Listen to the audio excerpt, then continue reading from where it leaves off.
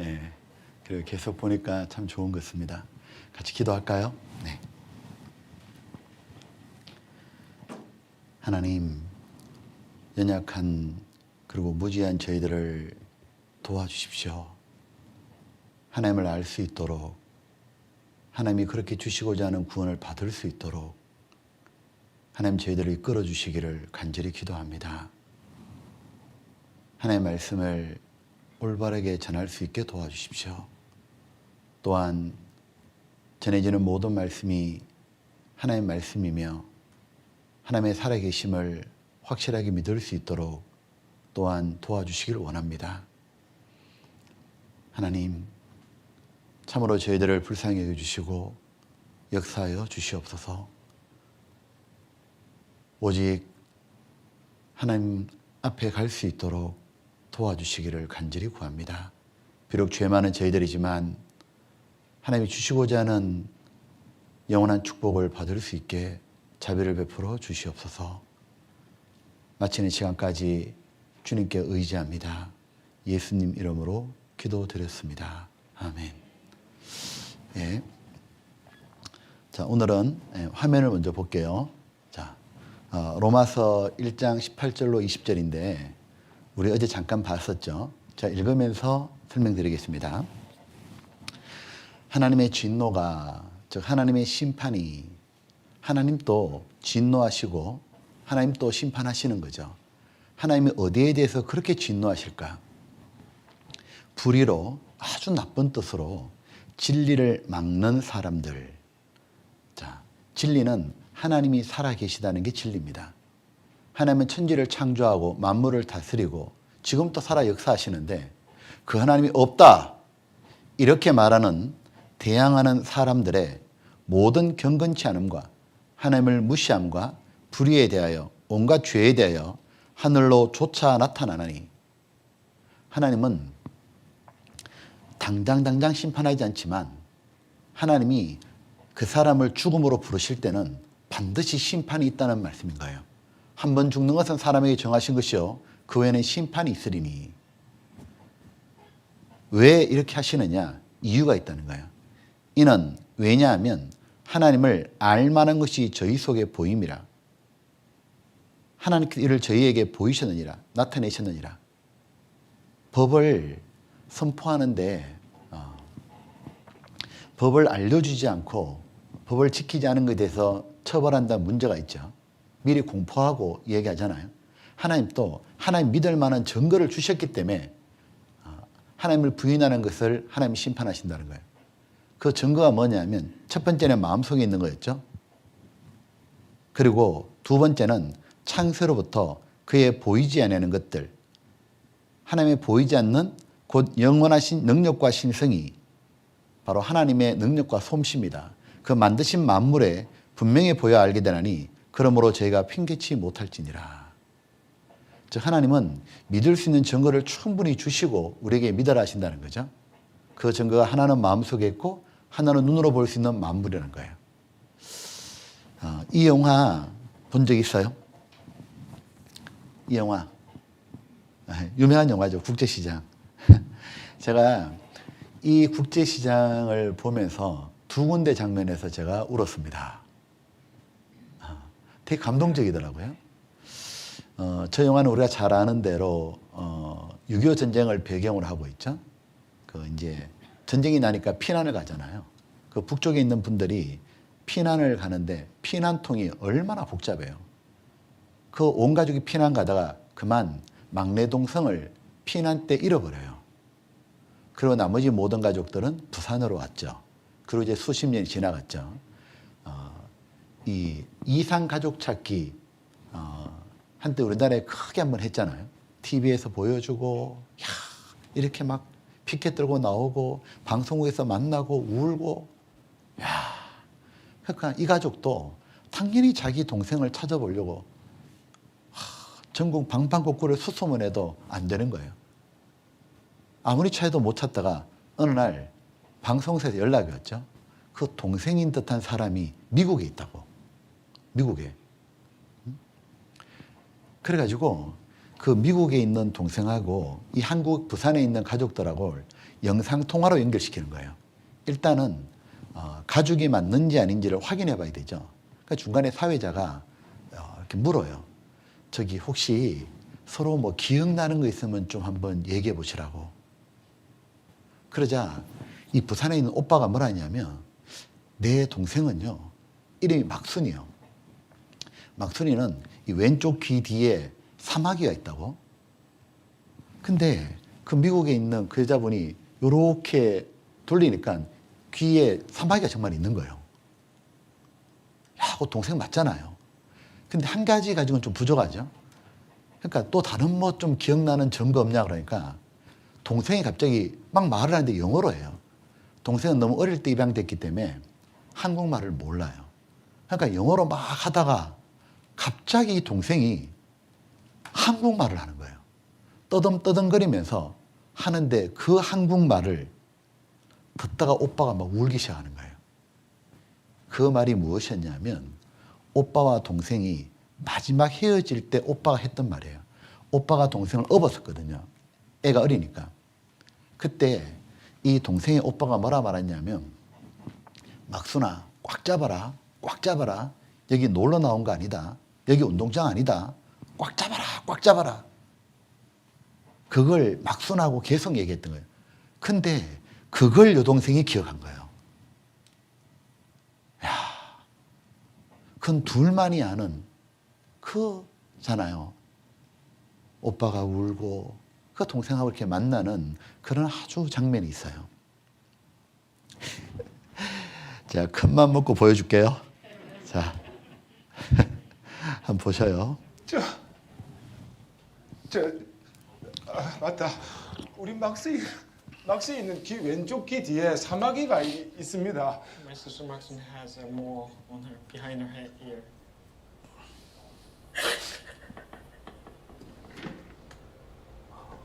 어머, 사마귀가 저거 맞나?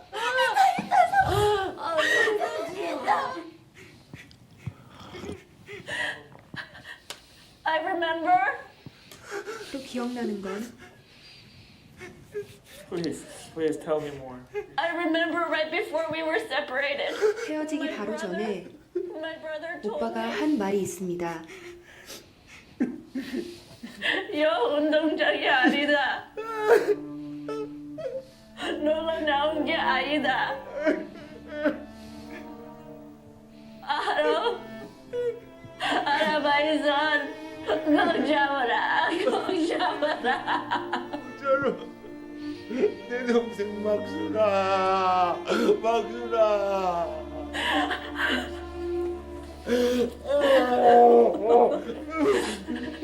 Am I your sister? 맞아. 저옷 맞아. 막스의 옷 맞습니다. 막순아.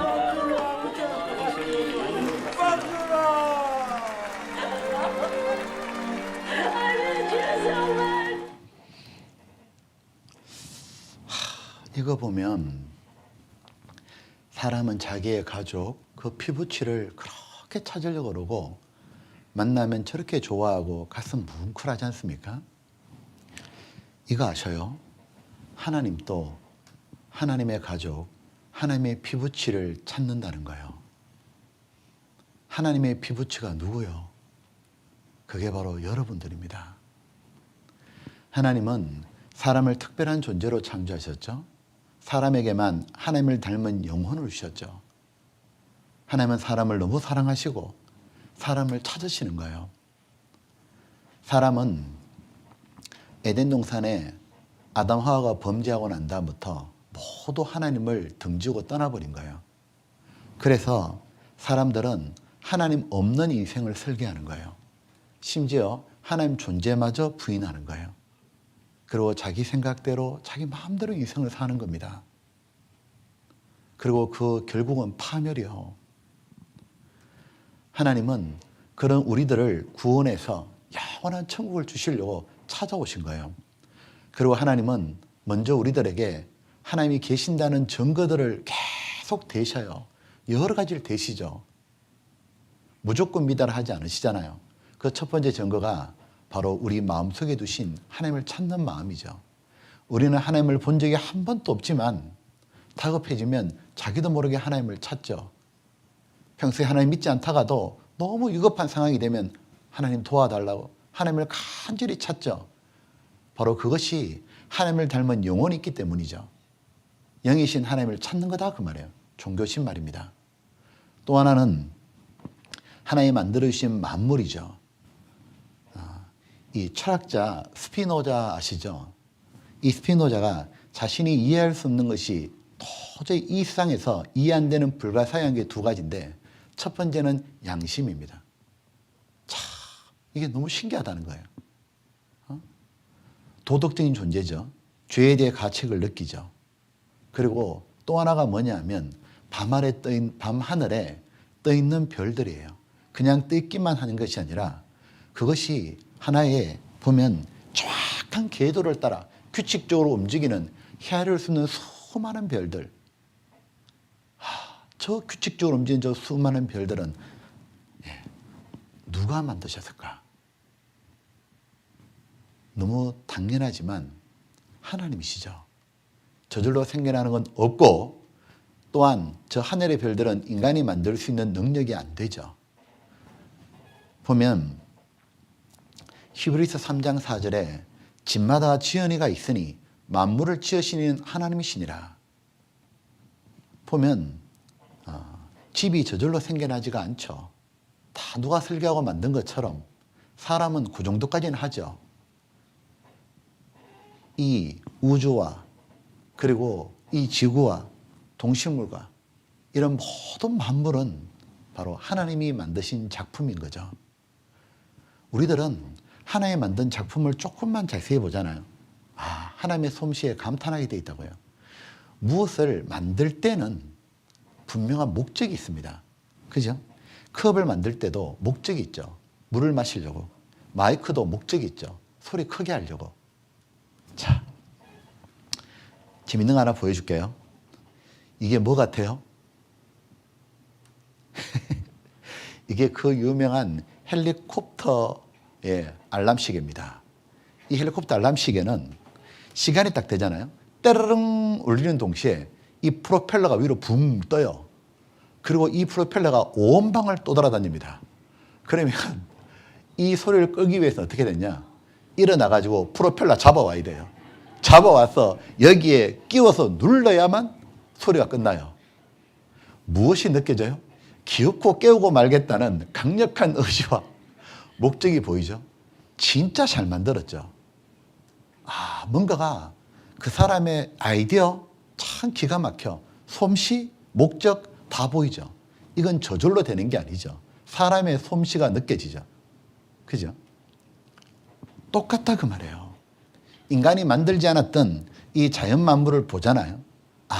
이거는 분명한 목적이 있고 여기에는 하나님의 솜씨가 있는구나. 누구든지 알게 돼 있다 그 말이에요.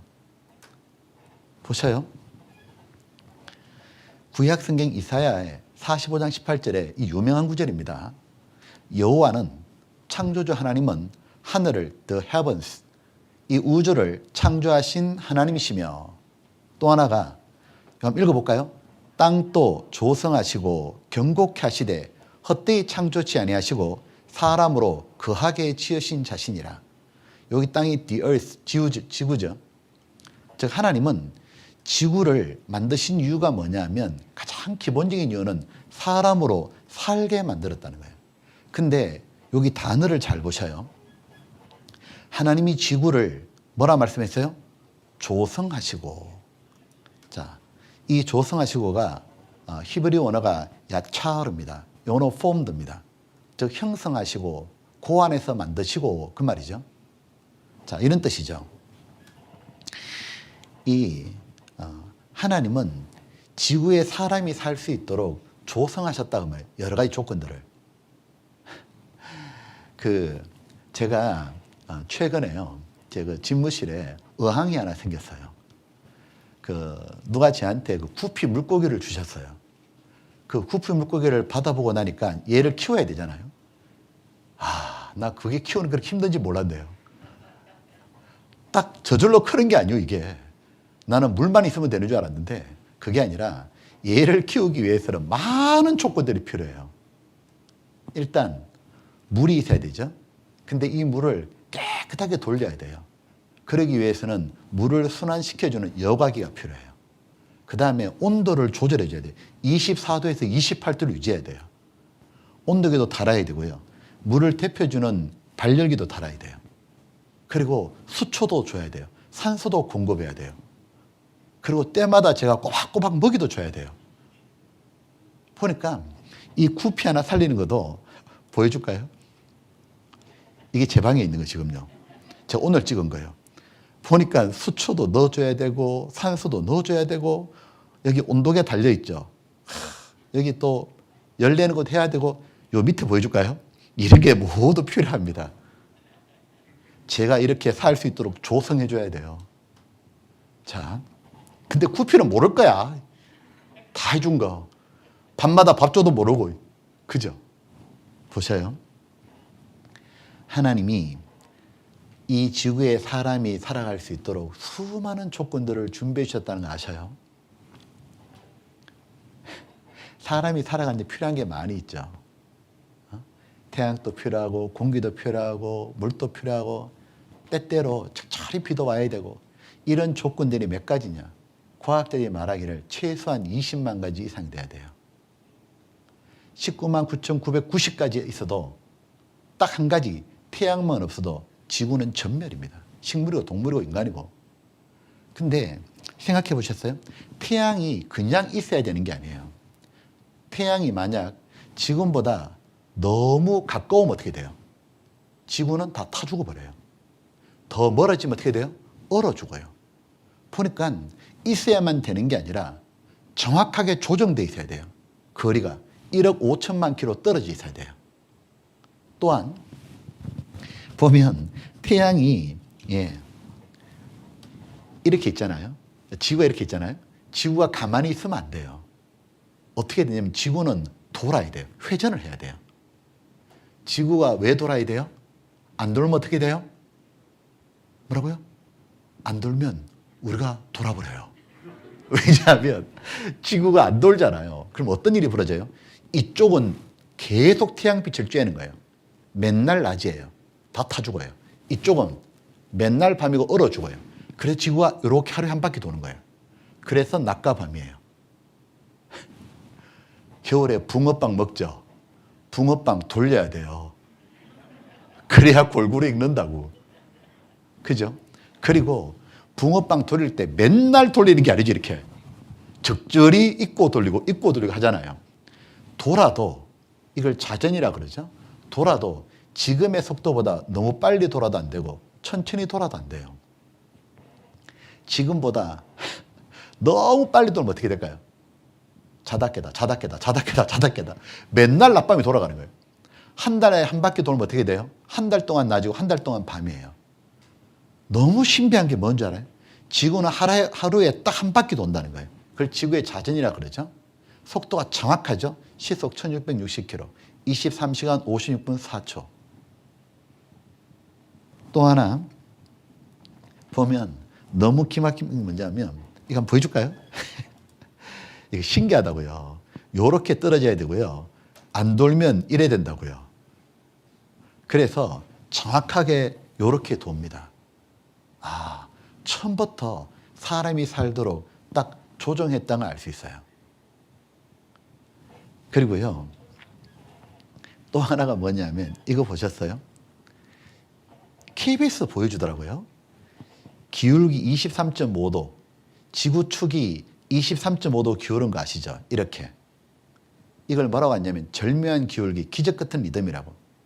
이렇게 지구는 기울어 있습니다. 지축이. 이걸 KBS 보여주는데 한번 보셔요. 이래서 지구는 산다는 거예요. 네, 지구의 자전축 기울기가 23.5도라는 사실 혹시 알고 계신가요? 이 절묘한 기울기가 바로 지구상의 모든 생명체가 살아갈 수 있는 환경을 만들어낸 원천이라고 합니다. 무엇이 지구상의 모든 생명체에게 살아 숨쉬는 축복을 선물했을까? 그 비밀을 품고 있는 신비의 각도 23.5도. 너무 크지도 작지도 않은 그 절묘한 기울기에 숨은 놀라운 기적. 지구가 하나의 오케스트라와 같다. 그 지구 자전축이 오케스트라의 지휘자고 모두 그 지휘봉에 맞춰서 연주를 하는 거대한 오케스트라다. 이런 생각을 하게 됐습니다. 생명체가 깃들어 사는 터전. 지금도 끊임없이 살아 꿈틀거리는 지구. 바로 그 지구의 기울기 23.5도가 만든 극적인 순간들을 만날 수 있습니다. 이 지구축이 23.5도가 딱 기울어 있잖아요. 보면 23.5도가 기울어져 가지고 지구 전체는 이 농작물을 거두기에 가장 넓은 표면이고 사람이 살고 모든 생명이 살 수 있다는 거예요. 그런데 23.5도를 누가 기울여 놨냐고. 바로 하나님이 사람이 살 수 있도록 환경을 딱 조성해 주신 거예요. 천문학자들이 최근에 발표한 자료 들어보셨어요? 깜짝 놀랄 자료를 발표했죠. 지구는 원래 23.5도가 아니고 0도에서 85도까지 계속 움직이는 거랍니다. 그런데 23.5도가 딱 유지될 수 있도록 붙잡아 주는 게 있대요. 매에 달아놓으면 딱 붙잡혀 있잖아요. 딱 붙잡아 주는 게 있어요. 그게 뭔 줄 알아요? 그게 달이라는 거예요. 달이 지구에 38만 킬로 떨어져 있죠. 당겨주는 중력의 힘이 있죠. 거기서 지구를 23.5도를 딱 붙잡아 주는 거예요. 그러기 위해서는 지금 크기의 달, 지구의 0.0123배, 38만 킬로 딱 떨어져 있어야 돼요. 무엇이 느껴져요? 하나님께서 처음부터 이 지구에 사람이 살 수 있도록 모든 조건을 정교하게 조성해 놓은 거예요. 파인 튜닝이죠. 그래서 보면 이렇게 고백하는 거예요. 지구는 사람이 살기에 완벽한 조건을 갖춘 집이다. 의항이다 그 말이에요. 20만 가지 이상이 정교하게 조정되어 있는 거예요. 지구는 사람을 위해 설계된 축복받은 별이다. 그러니까 노벨 물리학상 받았던 찰스 타운즈 박사님이 이렇게 말했죠. 과학자들, 특히 물리학자들은 우리가 살고 있는 지구가 매우 특별한 곳임을 인정합니다. 우리들이 살아가는 데 필요한 모든 조건들이 정교하게 설정되어 항상 유지되고 있습니다. 이렇게 특별한 지구가 어떻게 우연히 생겨날 수 있겠습니까? 자, 제가 구피 물고기에 물어보는 거예요. 이 의항이 저절로 생겨날 수 있겠냐? 내가 얼마나 정교하게 조정해서 만들어줬는데. 그죠? 나는 의항은 만들지만 지구는 만들 수는 없죠. 아이작 뉴턴이 이렇게 말했죠. 우주의 신비, 자연의 신비, 인체의 오묘함을 보고도 하나님을 믿지 않는 사람이 있다면 그는 미친 사람이거나 정직하지 못한 사람일 거다. 우리보다 훨씬 더 머리가 좋은 분이잖아요. 그래서 이렇게 말하는 거예요. 하나님의 영원하신 능력과 신성, 하나님의 작품에 하나님의 솜씨가 그 만드신 만물에 분명히 보여 알게 되나니 그러므로 저희가 하나님 없다고 핑계치 못할지니라. 그럼요. 우리들은 하나님이 만드신 지구 하나만 딱 보더라도 절대로 핑계 못합니다. 아, 정말 너무도 놀라운 하나님이 사람이 살 수 있도록 조건을 조성하셨구나. 여러 가지 환경, 20만 가지 있는 환경이 거리, 크기, 속도, 모든 조건이 살아갈 수 있도록 만드신 거구나. 그걸 만드신 하나님의 능력은 상상할 수가 없는 거예요. 모든 게 가능한 분이 하나님이시라고. 그분이 우리를 위해서 이 지구를 만들어 주신 거예요. 지구가 얼마나 단단해요. 견고히 하시되 그 말씀대로 78억의 승객을 태우고 있죠. 이 지구라는. 그리고 태양 주변을 하루에 1년에 한 바퀴 공전 돌잖아요. 속도가 얼마인 줄 알아요? 지구가 태양 주변을 도는 속도가 1년에 한 바퀴 딱 돌아오잖아요. 365일. 속도가 총알의 30배 속도요. 시속 10만 8천 킬로예요.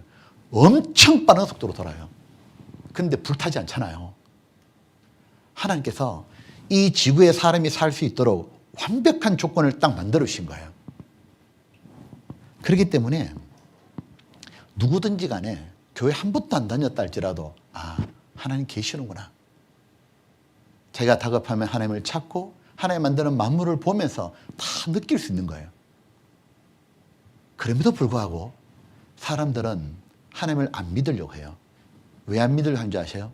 마음에 하나님 두기를 싫어하며라고 되어 있습니다. 즉 무슨 얘기입니까? 사람이 하나님을 믿지 않는 이유는 지적인 문제가 아니라는 거예요. 도덕적이고 영적인 문제다 그 말이에요. 즉 자기 마음대로 죄짓고 살고 싶고 자기 멋대로 하나님 부인하고 자신이 마치 온 우주의 중심인 양 그렇게 살고자 하는 것 때문에 그런 거예요. 너무 이상하지 않습니까? 우리들은 이 우주가 존재하는데 단 하나의 귀한 것도 없어요. 너무 놀라운 건 우리가 살아가는데 햇빛, 공기, 물 다 필요한데 동물, 식물 다 필요한데 인간이 만든 건 아무것도 없어요. 인간은 그것이 없으면 죽어요.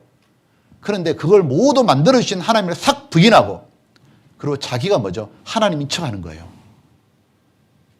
아무것도 한 것이 없는데 놀랍지 않습니까? 아무것도 한 것이 없으면서 마치 이 세계가 자기를 위해 당연히 존재해야 되는 것처럼 자기는 아무것도 만든 게 없는데 지금도 의지하도록 아무 노력하는 것도 없으면서도 그렇게 마음에서 하나님을 몰아내는 거예요. 하나님 위치를 지우는 겁니다. 그것이 바로 인간의 교만함이라는 거예요.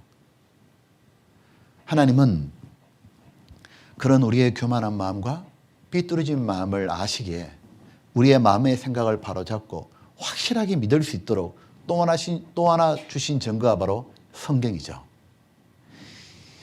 이 성경이 하나님 말씀이란 가장 알기 쉬운 증거는 뭐냐면 바로 성경은 하나님이 보시는 인류의 역사책이 기록됐다는 거예요. 지난 역사와 미래 역사가 다 기록되어 있죠. 성경에 기록된 역사대로 인류 역사는 흘러왔고 지금부터 흐르고 있고 앞으로도 그대로 되는 걸 통해서 이 성경은 정말 하나님 주신 말씀이구나. 이걸 누군지 믿게 하셨다는 거죠. 이거 한번 보십시오. 하나님 믿을 수 있는 증거들이 자 종교심이 있고 만물 있고 또 하나가 바로 성경입니다. 이 성경 하나님 말씀의 증거가 뭐냐? 기록된 내용이죠. 이 성경에는 바로 사람이 도저히 알 수 없는 인류의 초기 역사들, 지난 일과 미래일, 장래일이 기록되어 있는 거예요.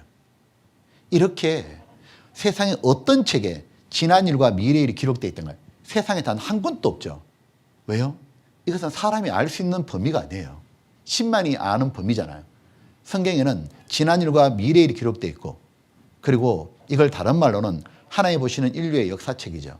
역사의 시작과 끝이 나와 있죠. 성경에. 그리고 지난 일에는 바로 정흠이 있어요. 사실한 증거가 나타나고 장래일에는 예언의 성취가 나타나는 거예요. 그리고 하나님은 이 역사 속에서 뭘 하시느냐면 바로 복과 화를 내리시는 거예요. 왜? 하나님은 인간의 생사화복을 주관하는 분이다 그 말이에요. 아무리 신이 계신다 한들 내한테 아무것도 못하는 신이라면 믿을 이유가 뭐가 있냐고요. 두려워할 이유가 뭐가 있고. 근데 왜 우리가 하나님을 경외해야 되느냐. 하나님이 내 인생을 결정짓는 분이에요. 내 인생을 걸음더미에서 높은 위치로 지옥 갈 운명에서 천국 갈 운명으로 바꿀 수 있는 분 하나님이셔요. 인생을 완전히 역전시키는 분 하나님이시라고. 사람은 누구나 축복을 받고 싶잖아요. 그 복을 누가 주느냐 그 말이에요. 그걸 하나님이 주시는 거다 그 말이에요. 하나님은 복과 화를 주시는 분이란 걸 우리에게 전가하시기 위해서 이 성경 속에 인류 역사의 모든 걸 담은 것이 아니라 복과 저주를 내렸던 큰 사건들을 담아두셨죠. 뭘 설명하려고 그러시냐. 이 구절을 잘 기억해 두셔요. 예레미야 예가 3장 38절에 보게 되면 화, 복이 같이 읽어볼까요? 지극히 높으신 자의 입으로 나오지 아니하냐. 바로 이걸 우리에게 알려주려고 그러는 거예요. 그래서 하나님을 경외하도록. 하나님께서는 역사 속에 하신 복과 저주가 있는데 어제 배웠죠? 하나의 도시에, 하나의 나라에, 온 세상에 구원과 심판을 행하시죠. 그것이 바로 소돔, 이스라엘, 노아 홍수였습니다. 자, 우리 여기까지 어제 배웠죠. 그리고 특별히 이스라엘, 이 이스라엘은 하나님이 선택한 목적 자체가 자, 너희는 나의 정인, 나의 종으로 택함을 입었나니. 자, 이스라엘은 하나님의 정인이죠. 보면 어떤 사건에 목적자나 정인이 있으면 그 사건을 절대로 부인하지 못하죠. 이를테면 이거예요. 막순이하고 아까 그 오빠하고 둘이 간에 대화 나눴던 거, 그거는 오빠와 동생이라는 확실한 증거입니다.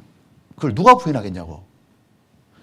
그것처럼 이스라엘을 딱 보잖아요.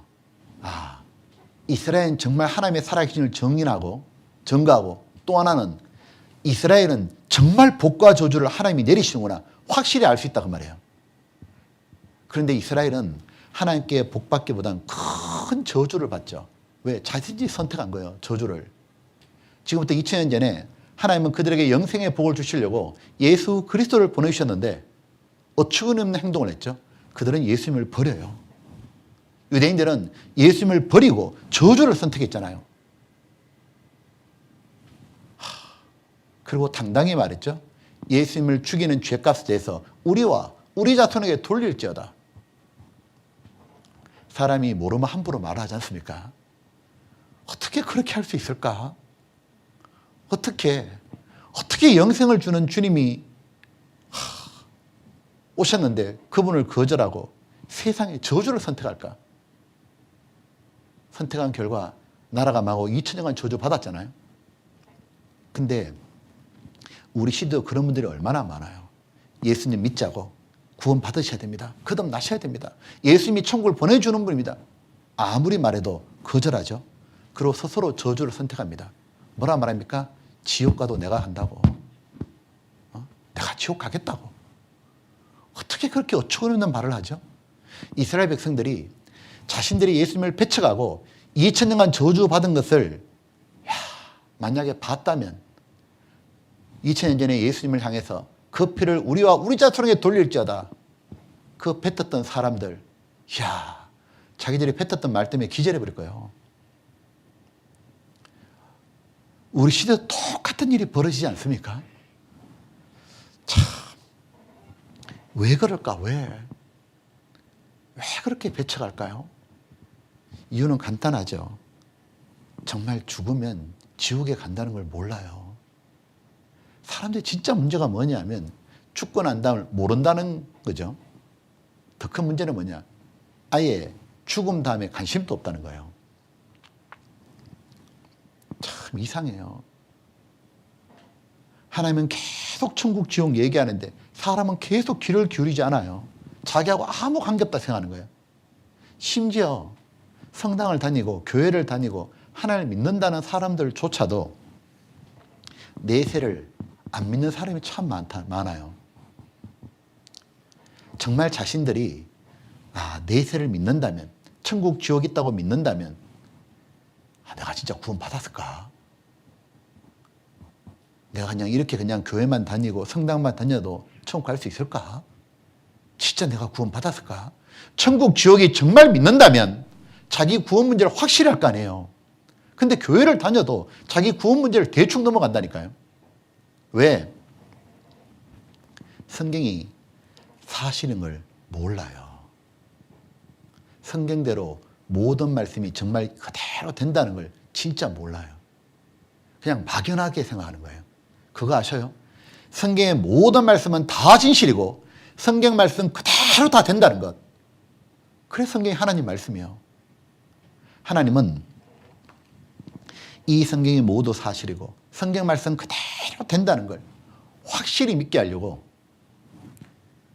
이 성경 속에서 하나님은 너무도 큰 일을 기록하시고 그대로 행하시는 거예요.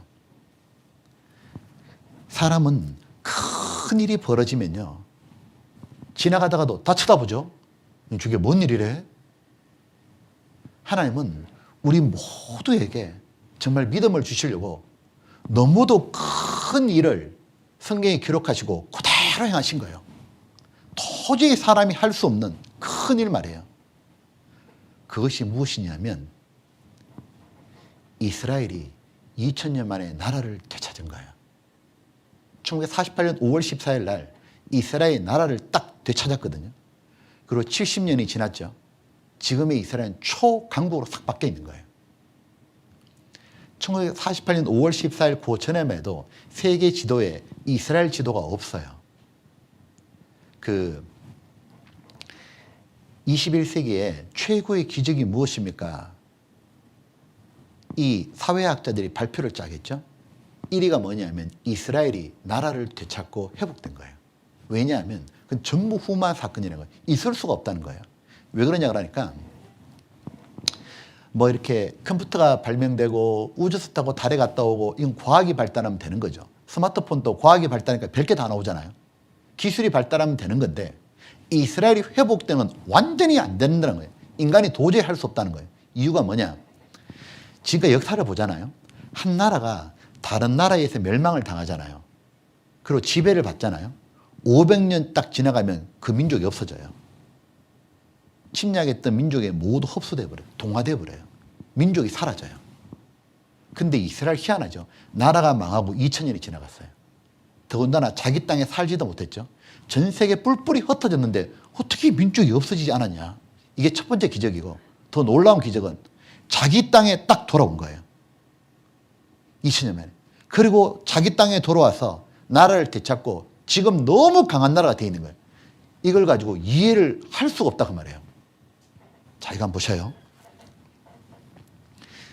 이스라엘 AD 70년에 나라가 망하고 전 세계 흩어졌어요. 이것도 유대인밖에 없죠. 근데 1948년 5월 14일 날 이스라엘이 나라를 되찾고 돌아왔어요. 이걸 자 제가 EBS 방송 보여줄게요. 이 교수님들, 박사님들이 뭐라 말씀인지 들어보셔요. 역사학자 즈빙글리와 토인비는 전쟁과 전쟁, 그리고 거듭되는 순환의 역사, 예루살렘의 파괴, 민족의 유배와 흩어지는 과정을 통해 이스라엘의 역사는 당연히 끝이 났어야 했다고 말하고 있습니다. 1948년 5월 14일 텔아비브에서는 유대인 지도자 다비드 벤 구리온이 이스라엘의 재건국을 선포했다. 전 세계 언론은 즉시 이스라엘의 독립을 앞다투어 보도해 이스라엘이 이러한 역사 속에 독립하기까지 소요된 시간은 불과 50년. 1900년간 아무 움직임이 없다가 불과 50년 동안 이루어진 우연이라 하기에는 너무나 치밀하게 연이어진 이스라엘의 독립 역사. 이것은 분명 하나님의 역사였다. 세계 역사상에 한 나라가 망해서 없어졌다가 2000년 만에 조국을 광복한 예가 없습니다. 불가능한 얘기입니다. 종교인이건 비종교인이건 간에 이스라엘의 독립은 기적이다 얘기를 합니다. 자, 지금 이 방송에서 교수님들이 이스라엘의 독립은 기적이다. 불가능합니다. 사람이 못한다 이 말이죠. 그러면 여쭤보고 싶어요. 이스라엘이 나라를 되찾은 건 누가 해주신 거예요? 예? 하나님이요. 예. 감사합니다. 그런데 하나님이 해주셨다는 증거 있어요? 우리가 무엇을 믿는다라고 말할 때는 믿을 만한 이유와 근거가 있어야 되죠. 분위기 따라서 믿는 게 아니에요. 믿음은 뭐냐면 목에 칼이더라도 변하지 않는 거예요. 그렇잖아요. 그 때문에 확실한 근거가 필요한 거예요. 하나님이 하셨다는 증거 있습니까? 물론입니다. 그 증거 때문에 우리 시대 사람들은 하나님을 다 믿을 수 있게 된 거예요. 그 증거가 뭐냐? 바로 여러분이 가지고 있는 성경책이에요. 하나님은 이스라엘을 하나님의 정인으로 뽑았죠. 자, 정인이 죽어버리면 재판할 때 이길 수가 없어요. 하나님과 이스라엘 사이에 순종과 불순종에 따른 언약을 맺었죠. 이스라엘 예수님을 배척해서 벌을 받았어요. 그러나 하나님이 뭐라고 말씀하시냐면 이스라엘이 벌은 받지만 나라가 완전히 없어지진 않고 때가 되면 반드시 나라를 되찾고 강한 나라가 된다라고 성경 전체에 걸쳐서 약속을 하신 거예요. 이 성경 전체가 무엇을 말하는 줄 알아요? 이스라엘은 문자 그대로 회복된다고 말씀하시는 거예요. 문자 그대로. 이 성경에 구약 성경, 신약 성경 전체에 걸쳐서 이스라엘은 계속 회복된다고 말씀하신 거예요. 자, 한번 보셔요. 하나님께서 이렇게 말씀하셨어요. 이스라엘이 1948년 5월 14일 회복됐잖아요.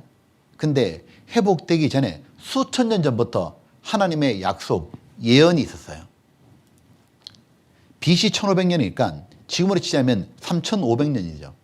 3500년 전에 기록된 모세오경, 레위기, 민수기, 신명기 이런 성경에 뭐라고 되어 있냐면 이스라엘은 반드시 때가 되면 나라를 되찾고 강한 나라가 된다고. 3000년에 기록된 시편에도 반드시 돌아온다고. 2700년 전에 이사야, 호세아, 미가 이런 선지자들도 반드시 이스라엘이 돌아온다고. 2600년에 에레미야, 에스겔도 반드시 돌아온다고. 신약 성경도 반드시 돌아온다고. 성경 전체가 말하는 게 뭐냐면 이스라엘이 문자 그대로 나라를 되찾고 회복된다고 말씀하시는 거예요. 그런데 사람들은 이스라엘이 회복이 될 것 같지가 않는 거예요. 왜요? 1948년 회복됐지만 그 직전까지 독일의 히틀러에서 멸절당할 뻔했던 민족이잖아요. 1939년부터 45년까지 600만 명이 죽었잖아요. 어떤 이는 그렇게 말했습니다. 에이, 성경 거짓말이야. 이스라엘 어떻게 회복돼? 어떻게 강한 나라가 돼? 끝나는구만. 근데 하나님이 정하신 때가 딱 되자 진짜 나라를 되찾고 우리 시대 강한 나라가 되어버린 거예요. 성경 그대로 된 거예요. 그래서 성경을 누구나 믿을 수 있다 그 말이에요. 하나님의 말씀이라고. 자, 오늘 보셔요. 이 많은 성경들이 있는데 그 중에서 오늘은 특별히 에스겔서를 보려고 합니다. 자, 이 에스겔서는 여러분이 직접 찾아보면 좋겠습니다. 에스겔 1장입니다. 1장. 자, 오늘 왜 직접 찾느냐? 제가 앞에도 보여드리겠습니다. 찾는 이유가 뭐냐면 이제 믿는지 안 믿는지 결정을 해야 돼요. 에스겔 1장 펼쳐놓고 자, 보십시오. 제가 읽을게요. 1장 1절입니다. 제30년 4월 5일에 내가 그발 강가 사로잡힌 자 중에 있더니 하늘이 열리며 하나님의 이상을 내게 보이시니 여호와킨 왕의 사로잡힌 지 5년 그달 5일이라. 갈대아 땅 그발 강가에서 여호와의 말씀이 부시 아들 제사장 나 에스겔에게 특별히 임하고 여호와의 권능이 내 위에 있으며. 자, 이거 한번 보셔요. 에스겔은 먼저 자신이 언제 이 성경을 기록했는지, 어디서 기록했는지 자신이 누군지부터 밝히고 있습니다. 이렇게 기록되어 있죠. 자, 앞에 보게 되면 여호와킨 왕의 사로잡힌 지 5년 그달 5일이라. 요 여호와킨 왕이 이스라엘 역사를 보게 되면 19대 왕이에요. 이 왕은 100일밖에 통치를 못해요. 이유는 그 당시에 최강의 나라 바벨론이 이스라엘 쳐들어온 거예요. 이스라엘이 멸망했고 그래서 이 왕이 포로로 끌려가요. 사로잡힌 지 5년. 포로로 바벨론 땅에 끌려간 지 5년 지났을 때다 그 말이에요. 이때가 BC 593년입니다. 역사적으로. 즉 지금부터 2600년 전의 기록이다 그 말이에요. 그리고 포로로 왕이 끌려갈 때 에스겔도 함께 끌려갔던 거예요. 그리고 갈대아 땅, 바벨론 땅, 오늘날 이라크 땅이에요. 그발 강변에 이 그발 강이 이라크 땅에 보면 유프라테스 강 있잖아요. 그게 지류예요. 그 강변을 에스겔이 거닐고 있었던 거예요. 여호와의 말씀이 부시 아들 제사장 나 에스겔에게 특별히 임하고 여호와의 권능이 내 위에 있느니라. 바로 강변에 있던 에스겔에게 하나님의 말씀이 임한 거예요. 그리고 에스겔은 48장까지 나중에 기록하게 돼요. 자, 이래져 있습니다. BC 593년부터 에스겔이 예언하죠. 그리고 에스겔은 여기에 붙잡혀 있었어요. 바벨론 제국에. 근데 뭘 예언하느냐? 하나님께서 이스라엘과 주변 열방 나라에 대해서 예언하라 그러신 거예요. 어디냐? 1000km 이상 떨어진 이쪽 나라들의 앞날을, 미래를 하나님이 알려준 거예요. 이런 나라들과 함께 가장 중요한 건 바로 이스라엘이죠. 즉 에스겔서에 보게 되면 이스라엘의 미래가 어떻게 펼쳐진지가 너무 자세히 나와 있는 거예요. 자, 이제 우리는 오늘 지금부터 확실히 해야 돼요. 믿든지 안 믿든지. 무엇이냐면 직접 눈으로 확인하고요. 이 에스겔 성경이 2600년에 기록된 성경인데 이 성경 그대로 정말 말씀이 이루어지는지 아니면 지어낸 얘기인지 확실히 해야 돼요. 자, 확인할게요. 에스겔 36장입니다. 36장. 자, 1절입니다. 1절. 1절에 이렇게 돼 있죠. 자, 찾으셨죠? 자, 집에서 보는 분들을 위해서 제가 화면에 띄워놨습니다. 자, 1절 제가 읽어볼게요. 인자야, 너는 이스라엘 산들에게 예언하여 이르기를 이스라엘 산들아 여호와의 말씀을 들어라. 자, 앞에 한번 보시죠. 자, 온라인을 위해서 그냥 앞에 화면 보고 설명하겠습니다. 인자야. 제가 미국에 서 집회하는데요. 말씀을 다 듣고 한 아주머니가 그러더라고. 목사님, 왜 성경에요? 영자야, 숙자야는 없고 인자야만 있어요. 그런 인자 아닙니다. 여기 인자는 사람아 그 말이에요. 에스게라 그 말입니다. 하나님이 하나님의 말씀을 받아 적은 에스겔에게 인자야 에스겔아 너는 이스라엘 산들에게 예언하여 이르기를 이스라엘 산들아 여호와의 말씀을 들어라. 우리나라도 산이 한 70%쯤 되죠. 우리나라 땅에. 이스라엘도 그래요. 그래서 이스라엘 산 크면 이스라엘 땅하고 똑같은 말이에요. 워낙 산이 많으니까. 그리고 우리는 산 그러면 떠오르는 이미지가 뭐냐면 울창한 숲이 떠오르죠. 자, 이스라엘 제가 산을 보여줄게요. 하나님은 이스라엘 산들에게 예언하라 그러셨는데, 자, 이스라엘 산이 지금 어떤 생긴 모양이냐면 이거요. 이게 이스라엘 산이요. 이게 뭔 산이요? 황무지지. 그래요, 이게 이스라엘 산이요. 땅이요. 왜 이렇게 됐죠? 이스라엘은 전 세계에서 비만 적절히 오면 가장 농사가 잘 되는 땅이라고요. 되게 기름진 땅인데 문제는 뭐예요? 비가 안 와버리면 망하는 땅이에요. 이스라엘이 2000년 전에 예수님을 배척함으로 하나님이 땅을 저주하셨죠. 땅 덩어리가 황무지가 되어버린 거예요. 저주받은 땅으로 돼 있었다고. 이렇게 2000년. 근데 잘 보세요. 8절로 10절에 이렇게 돼 있어요. 그러나 너희 이스라엘 산들아 너희는 가지를 내고 내 백성 이스라엘을 위하여 과실을 맺으리니. 저 황무지에서 과일이 나온다 돼 있죠. 어떻게 나오느냐. 그들의 올 때가 가까이 이르렀습니다. 내가 돌이켜 너희와 함께하리니 사람이 너희 땅을 갈고 심을 것이며 개가 날 것이며 내가 또 사람을 너희에 많게 하리니 빈 땅이었는데 도시가 건설되고 이들은 이스라엘 온 족속이라. 이스라엘 민족이 돌아온다 그 말이죠. 그들로 성읍들에 거하게 하며 빈 땅에 건축하게 하리라. 비어있던 땅에 집이 지어지고 도시가 형성되고 땅을 개간해서 과일이 나오리라. 저 텅 빈 황무지가 한 걸음 더 나아가서 34절로 36절입니다. 전에는 지나가는 자의 눈에 황무하게 보이던 그 황무한 땅이 장차 기경 경작하는 땅이 될지라. 사람이 이르기를 이 땅이 황무하더니 이제는 에덴 동산같이 되었고, 에덴 동산 또는 이미지가 뭐예요? 꽃과 과일이죠. 아름다운 곳이죠.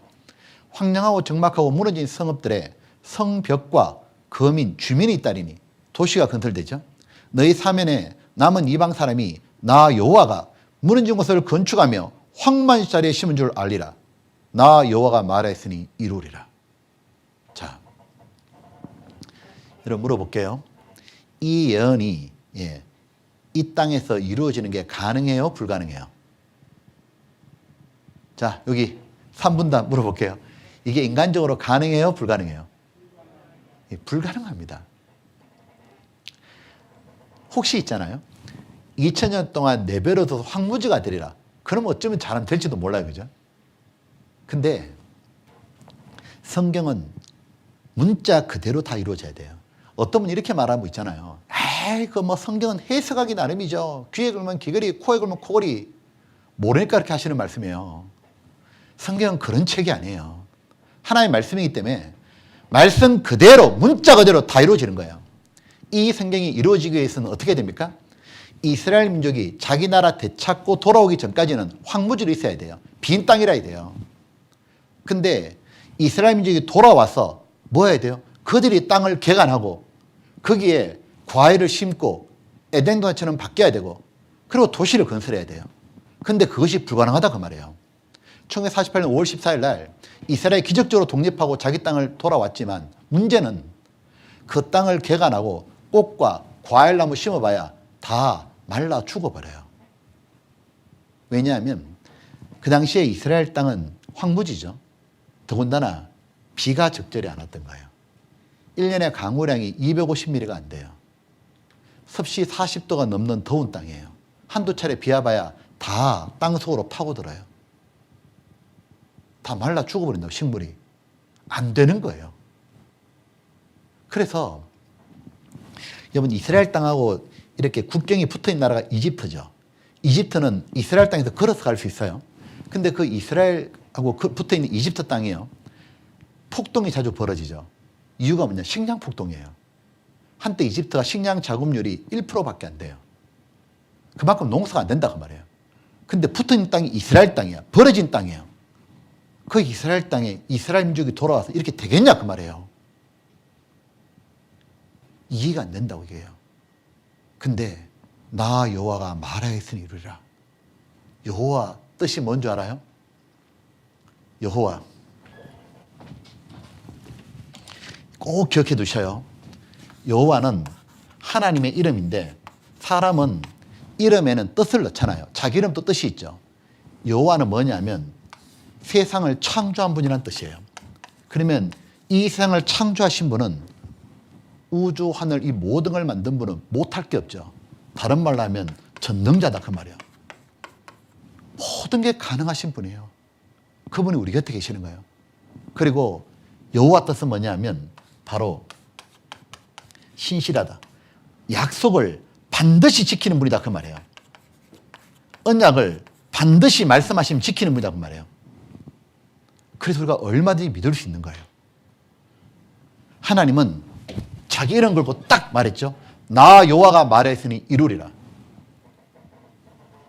이 성경이 하나님 말씀이라면 하나님이 살아계시다면 이대로 돼야 돼요. 뭐 사람들이 불가능하든 말든 관계없어요. 이대로 돼야 되죠. 자, 한번 보시죠. 이 땅이 잘 봐요. 이스라엘 민족에 돌아왔을 때 돌짝밭이에요. 천막이죠. 황무지요. 여러분 잘 아는 톰 소녀의 모험 마크 트웨인이 적었죠. 마크 트웨인은 여행을 자주 했죠. 세계 일주를 자주 하고 그가 1856년에 이스라엘 땅을 갔다가 갈릴리 호수에서 예루살렘 이스라엘 수도까지요. 가는 길에 40마일 가는 동안 나무 한 그루도 못 봤고 사람 한 명도 못 봤다고 여행기에 적었잖아요. 근데 잘 봐요. 이 이스라엘이 어떻게 바뀐 줄 알아요? 이렇게 바뀌었어요. 이렇게 바뀌었어요. 이렇게 바뀌었어요. 경작하는 땅으로. 꽃이 나와요. 온갖 과일이 나와요. 저 황무지에서. 온갖 채소가 나와요. 그러니까 신문에서 조선일보 이렇게 말했죠. 황무지 읽어가지고 이스라엘은 적과 꿀이 땅이 되었다. 재배된 과일꽃을 수출한다. 유럽 사람들이 이스라엘 꽃과 과일을 그렇게 신기하게 생각하고 좋아한다잖아요. 어떻게 사막에서 저런 게 나오냐 그 말이에요.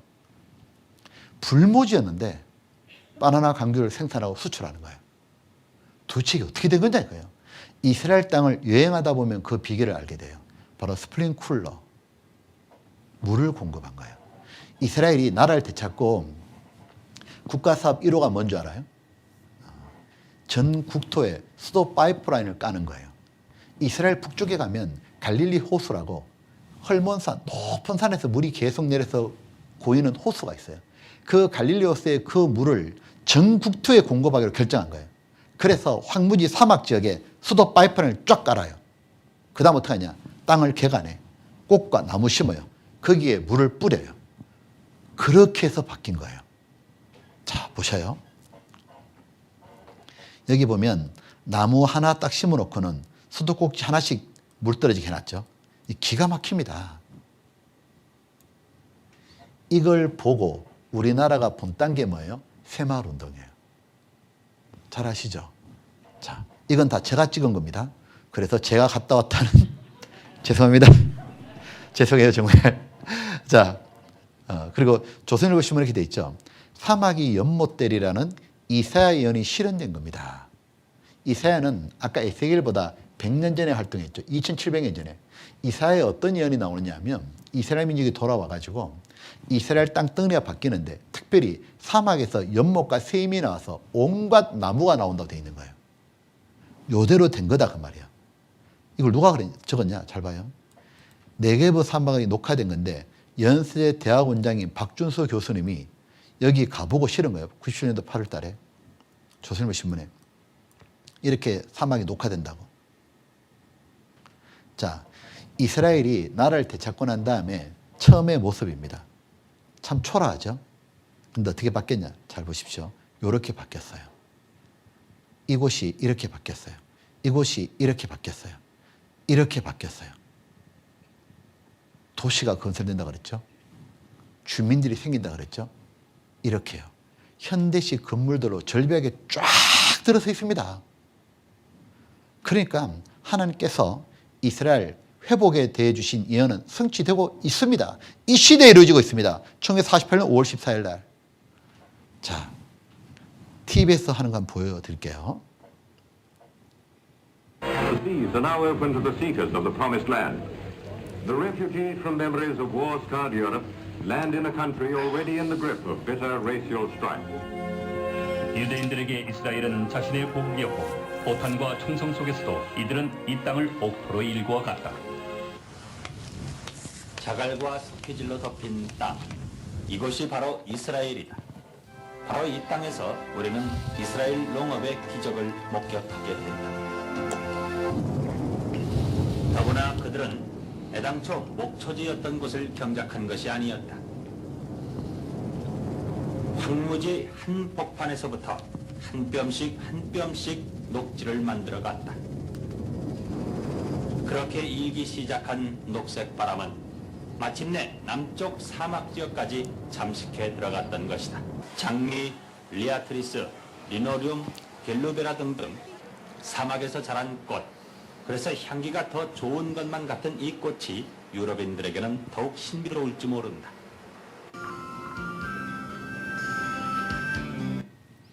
다음 봐도 돼요. 여러분 보셔요. 이 말씀이 2600년 전에 하신 말씀이죠. 이루어진 우리 시대의 눈앞에 그대로 이루어지고 있어요. 근데 제가 성경을 처음 배울 때 가장 놀랐던 성경은 에스겔 37장이었습니다. 한번 보시죠. 37장 1절입니다. 여호와께서 권능으로 내게 임하시고 그 신으로 나를 데리고 가서 골짜기 가운데 두셨는데 거기 뼈가 가득하더라. 나를 그 뼈 사방으로 지나게 하시기로 본즉 그 골짜기 지면에 뼈가 심이 많고 아주 말랐더라. 그가 내게 이르시되 인자야 이 뼈들이 능히 살겠느냐 하시기로 내가 대답하되 주 여호와여 주께서 아시나이다. 자, 앞에 한번 보시죠. 하나님께서 이번에는 에스겔에게 골짜기의 환상을 보여주신 거예요. 자, 제가 정리할게요. 쭉 이렇게 보여주시고는 이렇게 보여주신 거죠. 이런 골짜기에 뼈가 심이 많은데 아주 말랐더라. 아주. 그러니까 사람이 엄청 죽었는데 죽은 지 오래됐다고 말이죠. 이 뼈 무더기를 이렇게 보여주셔요. 그러니 하나님이 에스겔에게 희한한 질문하신 거예요. 이렇게 질문하셨죠. 이 죽은 자들이 다시 살아나는 게 가능하겠냐? 이 뼈들이 능히 살겠느냐? 자, 여러분들에게 하나님이 물었다고 해봐요. 저 죽은 뼈들이 다시 살아나는 게 가능해요? 네? 감이 잘 안 와요? 오늘 저녁에 삼겹살을 구워 먹으려고 불판에 딱 올리고 있었어요. 근데 옆에서 말하는 거예요. 이 삼겹살이 다시 돼지가 되는 게 가능하겠냐? 안 되는 거잖아, 안 되는 거. 그거보다 더 안 되는 게 뭐예요? 뼈로 다 가버렸는데, 심이 많고 아주 말랐는데, 저 뼈가 어떻게 다시 살아나냐고. 안 되는 거잖아요. 근데, 하나님께서 뭐라고 하시냐면, 에스겔한테 이렇게 말씀하시는 거예요. 내가 생기로 저희에게 들어가서 살아나게 하리라. 하나님은 모든 게 가능한 분이잖아요. 그러더니 에스겔아, 너는 지금부터 내가 하는 말을 저 뼈들을 향해서 그대로 전달하라. 그걸 대언하라 그러는 거예요. 뼈들아 일어나라. 장면이 바뀌는데 부서진 뼈가 착착착착 일어나더니 사람처럼 조립되잖아요. 살이 붙고 생기가 들어가는 거예요. 뼈가 붙고 힘줄이 들어가고 사람 모양 딱 갖추니까 생기가 들어가라. 살아서 움직이는 거예요. 그러다가 갑자기 장면이 바뀌는데 극히 큰 군대로 바뀌는 거예요. 에스겔이 놀래가지고 하나님 이게 뭘 뜻하는 겁니까? 이스라엘이니라. 자, 앞에 한번 보시죠. 이에 내가 그 명대로 대언하였더니 생기가 그들에게 들어가매 그들이 곧 살아 일어나서 서는데 극히 큰 군대더라. 또 내게 이르시되 인자야 이 뼈들은 이스라엘 온 족속이라. 그들이 이르기를 우리의 뼈들이 말랐고 우리의 소망이 없어졌으니 우리는 다 멸절되었다느니라. 이스라엘은 정말 이 말이 맞았죠. 2000년 전에 예수님을 배척함으로 나라는 망했고 2000년간 저주받았으니까 다 멸절되었다. 근데 보세요. 그러므로 너는 대언하여 그들 이스라엘에게 이르기를 주 여호와의 말씀에 내 백성들아 이스라엘아 내가 너희 무덤을 열고 너희로 거기서 나오게 하고 이스라엘 땅으로 들어가게 하리라. 너희가 나를 여호와인 줄 알리라. 그때는 너희가 나를 여호와인 줄 알리라 그 말이에요. 즉 무슨 얘기예요? 에스겔 36장에서 이스라엘 민족이 자기 땅에 돌아와서 땅을 회복했죠. 37장에는 이스라엘 민족이 돌아오고 나면 강한 나라가 된다 그 말이에요. 그때는 너희가 나를 여호와인 줄 알리라. 자 보시죠. 이스라엘이 강한 나라가 되는 것은 저 죽은 뼈가 다시 살아나는 것처럼 불가능한 일이었죠. 제가 이스라엘이 강한 나라가 된다? 이거 도저히 믿을 수가 없는 거예요. 자, 왜냐하면 이스라엘은 1948년 독립하기 직전까지 독일의 히틀러에서 밟혔던 민족이죠. 다 죽어버리고 300만 밖에 안 남았어요. 그것도 전 세계 뿔뿔이 흩어졌어요. 그 민족이 무슨 강한 나라가 되냐고. 응? 자, 여러분 지금 세계에서 여러분 군사 강국들, 강한 나라들 한번 말씀해 보세요. 어떤 나라가 있어요?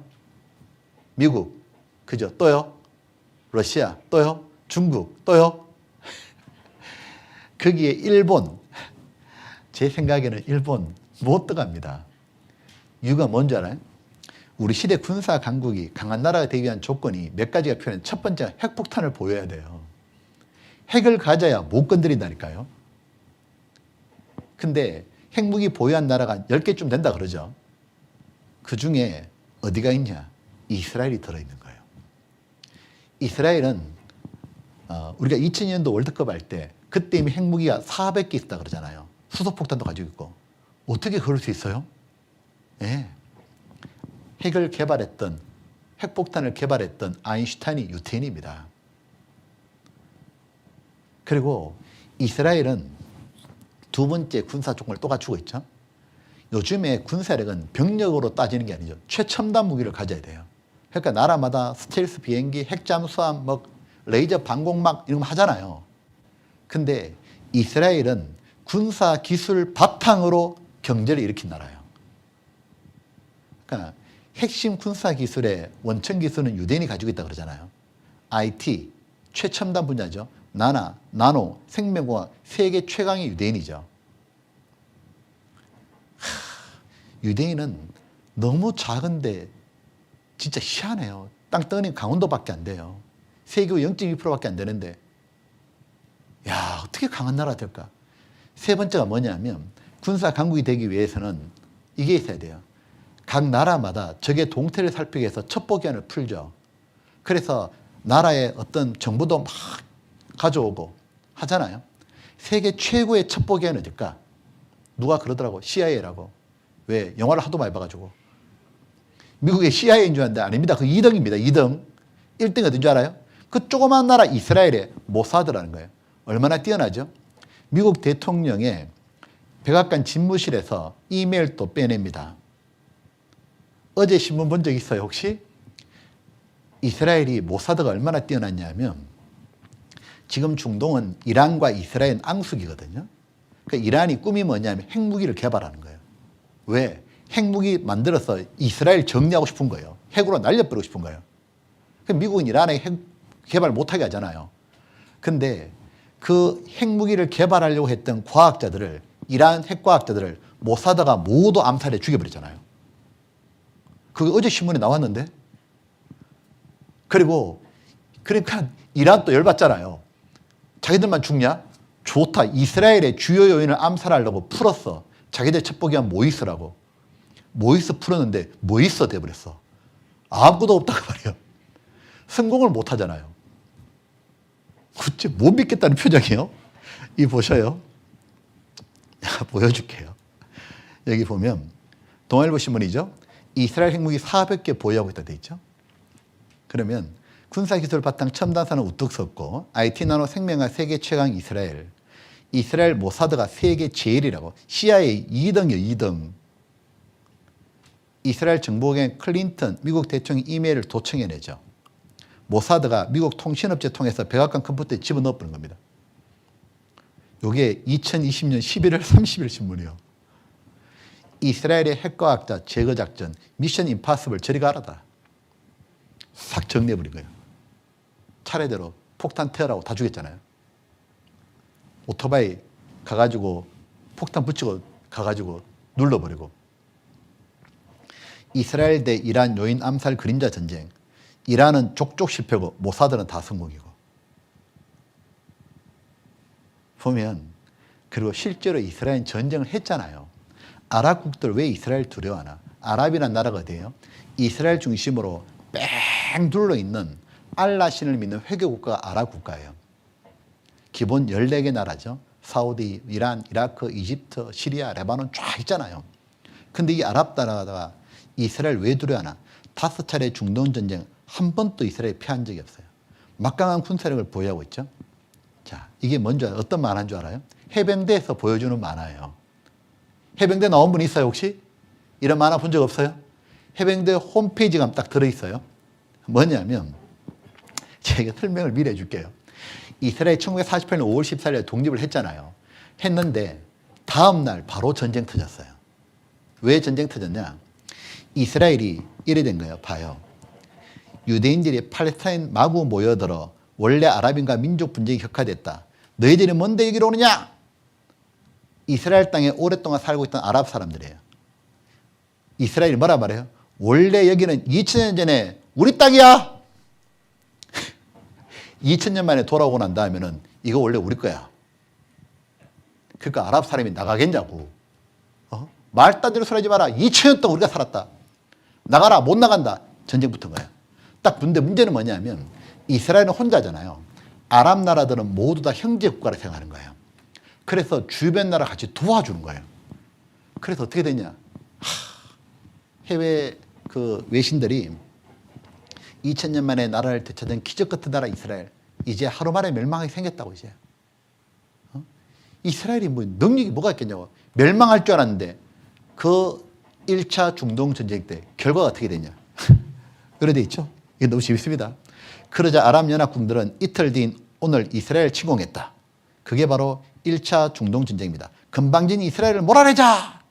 어떻게 되냐. 초기에 아랍 쪽 이웃에서나 점차 이스라엘에게 유리해졌으며 아랍 측은 패퇴를 거듭했고 49년 유엔의 조정으로 휴전하게 된다. 1억 4천만 명의 아랍연합군이 65만 명의 이스라엘 맥을 못 쳐대니 존심상해 이렇게. 이게 해병대에서 보여주는 거더라고. 그리고 2차, 3차, 4차, 5차 있죠. 못 이겼습니다. 그 유명한 것이 바로 3차 전쟁, 6.1 전쟁, 6day war. 이거 잘 아시죠? 아랍이 열받은 거예요. 좋다. 3세 파이다. 끝내자. 이스라엘을 지중해 밀어버리고 싶었죠. 전쟁했는데 6일 만에 전쟁 끝났어요. 누가 이겼냐? 이스라엘이 이긴 거예요. 왜 이겼을까요? 이스라엘은 공군력이 워낙 뛰어나죠. 또 하나는 하나님이 이제는 직접 도와주셔요. 아무도 이스라엘 못 이깁니다. 이스라엘은 이제 하나님께 벌 받는 거 끝난 거예요. 그래서 여기가 이스라엘이고요. 여기 뻘거리 쭉쭉한 게 다 중동, 아랍이요. 이렇게 붙었는데 이겼다고 말이에요. 그 지금 이렇게 말하죠. 이스라엘 아랍연합군과 싸워도 이긴다. 이건 너무 놀라운 말이에요. 그리고 이렇게 강한 나라가 되기 위한 가장 중요한 조건은 뭐냐면 바로 경제력이에요. 자, 물어볼게요. 여러분 유대인들이 돈을 가지고 있어요? 네? 지금 전 세계 모든 돈은 유대인이 다 쥐고 있다는 거 아셔요? 아시죠? 이 보면은 이 세계 100대 기업, 가장 큰 기업 중에 40%가 유대인 겁니다. 노벨 경제학상 40%가 유대인이에요. 세계 경제의 중심, 금융의 수도라 불리는 게 미국의 뉴욕이죠. 주식 펀드 가격이 모두 결정되죠. 그 뉴욕의 별명이 뭐예요? 주역이라 불러요. 주가 뭐냐면 유태인이다 그 말이에요. 자, 이거 한번 보셔요. 이것도 볼까요? 안모서 성경도 이렇게 돼 있죠. 내가 저희를 그 본토에 다시 심으리니 하나님 다시 심는데 저희가 나의 준 땅에서 다시 뽑히지 아니하리라. 이는 내 하나님 여호와의 말씀이니라. 이스라엘이 예수님 배척해서 이스라엘 땅에서 그 사람을 뽑아서 흩은 분도 하나님이고 다시 그 땅에 심는 분도 하나님이시다 그 말이에요. 이거 보세요. 이스라엘 지구촌 돈을 어떻게 해요? 싹 끌어모아 버려요. 세계 100대 기업 중에 40%가 유태인이라고. 보면 이게 뭐냐면 SBS 방송에서 보여준 건데 미국 내 바로 유대인 기업들이에요. 여러분 딱 보면 어떤 게 눈에 띄어요? 그럴 줄 알았어요. 스타벅스. 그죠? 자, 이 스타벅스 딱 보는 순간 우리 너무 친하죠? 이게 다국적 기업이라 그러죠. 미국 내 본사를 두고 전 세계 문어발처럼 기업을 뻗어가지고 다른 나라에 돈을 벌어서 자기 모두 가져가는 유대인 기업 특징이 다국적 기업이죠. 근데 또 하나 가만히 보세요. 인텔, 마이크로소프트, AT&T 이거 보면 델 컴퓨터, IBM 다 IT 쪽이죠. 최첨단이죠. 세계 최고의 자동차 기업 GM, 세계 최고의 화학기업 두퐁, 데이터베이스의 최강 오라클 이게 모두 유대인 기업입니다. 근데 제 눈에 띄는 것은 왼쪽 상단부예요. 무엇이냐면 잘 보세요. CBS, MBC 언론이죠. 또 하나가 시티그룹 금융이죠. 미국 내 언론과 금융을 모두 쥐고 있다는 얘기는 뭐예요? 미국 정치인들 목줄을 다 쥐고 있다고 말해요. 정치인들은 언론의 도움을 받지 못하면 당선이 어렵습니다. 잘못한 거 하나 언론이 터뜨리잖아요. 하루아침에 싹 가버리죠. 또 하나 정치인은 반드시 돈의 후원이 필요하죠. 미국은 당연히 기부정치잖아요. 후원금이 안 들어오면 정치가 안 돼요.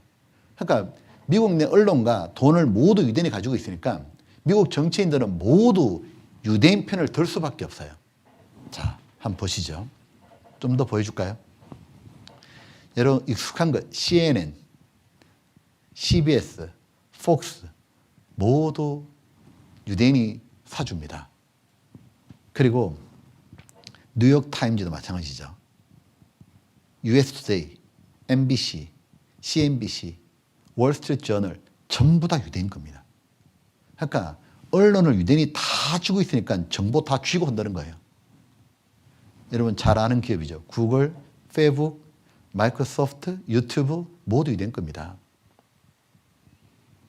그러니까 이렇게 신문이 나오죠.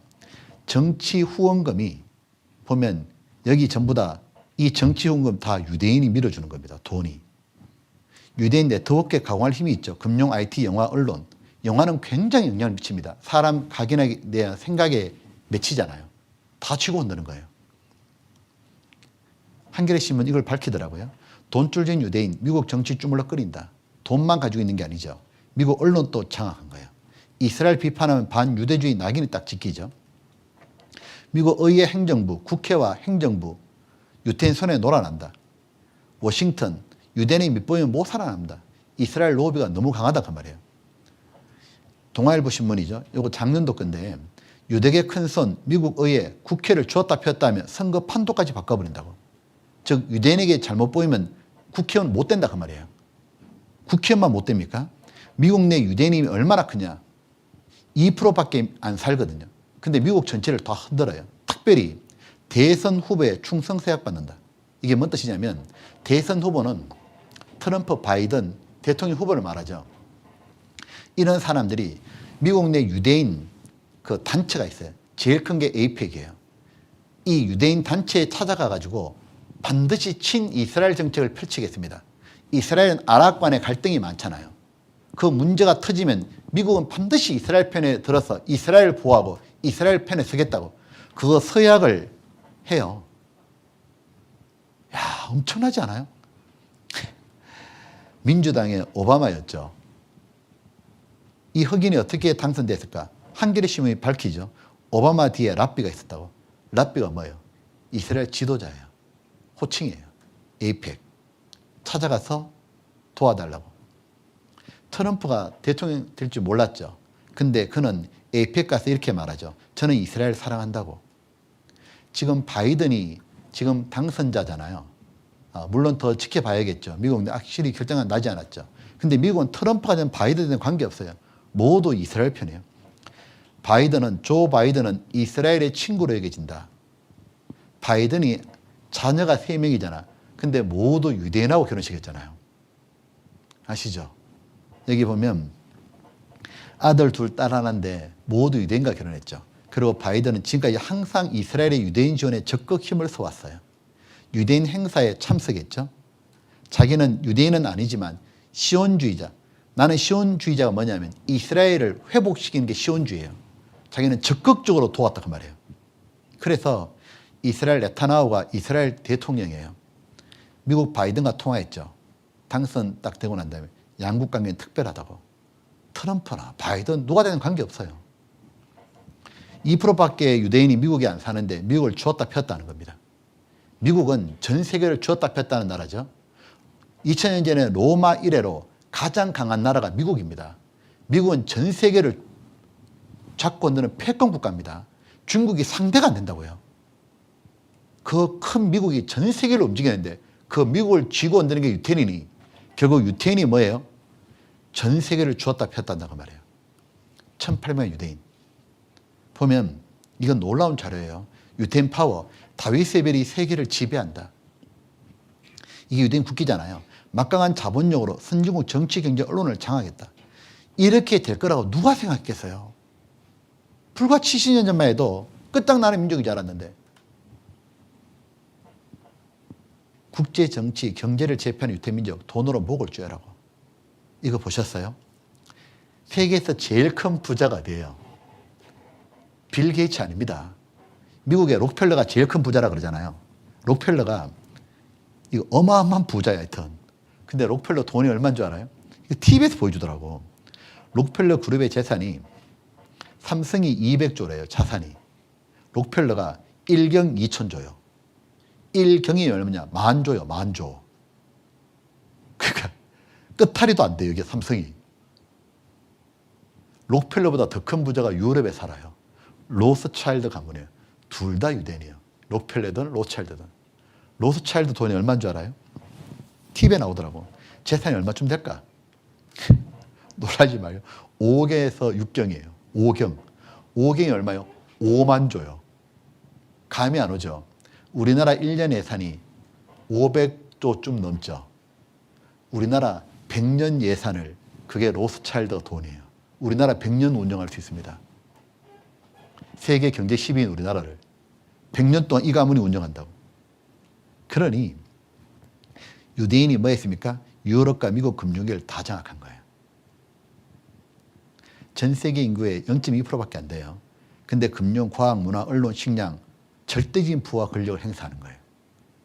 세계를 뒤흔드는 유태인의 힘. 아, 진짜 놀라워요. 이스라엘의 회복 예언이 성취되죠.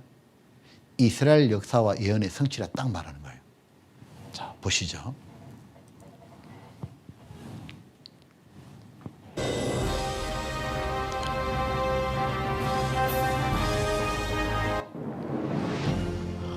무엇보다 유대인의 경제적 성공은 그야말로 놀랄만하다.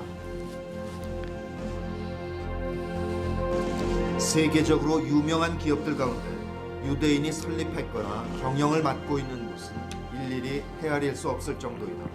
세계 금융의 중심인 월스트리트는 유대인이 만들었다고 해도 틀린 말이 아니다. 미국의 한 유력 경제 전문지의 조사에 따르면 월스트리트에서 가장 영향력 있는 인물 25명 가운데 유대인은 무려 10명. 이 같은 상황은 유대인들의 역사와도 밀접한 관련이 있다. 나라를 잃어버린 이후 전 세계로 흩어졌지만 유대인들은 오히려 어떤 민족보다 강한 결속력으로 맺어져 있다. 뿐만 아니라 유대인들은 선거의 승패를 좌우하는 막강한 자금력과 언론까지도 갖추고 있다. 수많은 유력 정치인들이 유대 단체 행사에 참석하고 친이스라엘적인 행보를 보이는 것은 이 같은 상황과 무관하지 않을 것이다. President Clinton and I are proud, as are all Americans, that the United States was the first nation to recognize the state of Israel. 11 minutes after you proclaimed your independence on the 5th of ER. 지난 2008년 당시 오바마 의원이 힐러리 의원을 꺾고 민주당 대통령 후보로 결정된 바로 그날 오바마 후보가 가장 먼저 찾은 것이 이 미국 유태인의 로비 조직 에이펙 행사장이었다. Thank you. Thank you so much. Thank you very much. Thank you, AIPAC. But any agreement with the Palestinian people must preserve Israel's identity as a Jewish state with secure, recognized, defensible borders. And Jerusalem will remain the capital of Israel, and it must remain undivided. 보셨죠? 이 성경 말씀 여러분 누구 말씀이에요? 진짜 하나님 말씀이 맞는 거예요. 말씀하기 2600년 하셨는데 이 말씀하신 그대로 약속을 지키신 거예요. 보십시오. 여호와 전능하시기 때문에 죽은 뼈가 다시 살리는 것처럼 멸망한 이스라엘을 약속을 지키는 분이죠. 성경 그대로. 그 하나님 우리에게 약속한 게 뭔 줄 알아요? 천국이요. 반드시 지키신다고요. 사람들이 불가능하다 생각하죠. 하나님 모든 게 가능한 분이에요. 그곳에 꼭 가야 된다고요. 그리고 앞으로 이스라엘은 어떤 일이 벌어질까요? 이스라엘의 미래도 성경에 예언되어 있는 거 아셔요? 그 내용이 에스겔 38장에 나와요. 자, 아직 제가 보자고 안 했습니다. 자, 날 보이소. 자. 이스라엘이 지금 에스겔 37장에 강한 나라가 됐죠. 강한 나라가 된 이유가 있다고요. 앞으로 이스라엘 땅에 전쟁이 터진다고 되어 있는 거예요. 근데 이 전쟁은 그냥 전쟁이 아니에요. 이 전쟁을 시작으로 전 세계는 전쟁의 소용돌이에 휘말려 가지고 바로 3차 세계대전이 터지고 핵을 사용하고 인류는 멸절하는 전쟁인 거예요. 그러므로 이 에스겔 38장에 기록된 앞으로 이스라엘에 벌어질 전쟁은 정말 우리가 주의 깊게 봐야 되는 거예요. 이것이 바로 인류의 종말의 전쟁으로 가는 거예요. 근데 성경에 무엇이 예언되어있는 줄 알아요? 이스라엘 땅을 어느 나라가 쳐들어오는지 그 나라의 실명이 기록되어 있어요. 더 놀라운 건 그 실명이 기록되어 있는데 에스겔이 예언할 당시에 그 나라가 없었다는 거예요. 지금 성경 그대로 되어 있고 이 나라가 이스라엘 쳐들어오고 결과도 나와 있고 왜 공격하는지 이유도 모두 나와 있습니다. 근데 그 모든 게 우리 시대에 성경 그대로 다 이루어지고 있는 거 아셔요? 자, 에스겔 38장인데 앞에 봅시다. 그냥 다들 이걸 보고 정리할게요. 여호와의 말씀이 자 내게 임하여 가라사대 인자야 너는 마곡이라는 땅에 있는 곡 지오지 곡 오늘 곡소리 나는 거예요. 자, 곧 어디냐면 로스 메색 두발 왕에게로 요 지역이죠. 얼굴을 향하고 그를 쳐서 예언하여 즉 곡에 대해서 예언하라는 거예요. 에스겔에게 뭘 예언할까요? 내가 내 고토 극한 북방에서 곡이란 나라 위치가 어디냐? 극한 북쪽이고 구름이 땅에 덮인 같이 내 백성 이스라엘을 치러오리라. 곡이 이스라엘 공격하는데 고가 끝날에 언제라고요? 끝날에 마지막 전쟁이다 그 말이에요. 내가 너를 이끌어다가 내 땅을 치게 하리니 하나님의 땅이 바로 이스라엘입니다. 바로 곡이란 나라가 이스라엘을 공격하는데 극한 북쪽이라는 거예요. 도대체 이 나라가 어딜까? 자, 지도를 볼게요. 여기가 이스라엘이고 극한 북쪽이죠. 일단 이스라엘 북쪽으로 어떤 나라가 있냐? 시리아, 레바논, 터키가 있어요. 일단 이 나라들은 이스라엘과 상대가 안 되죠. 전쟁해보지도 못해. 극한 북쪽도 아니고. 근데 극한 북쪽에 어딨냐?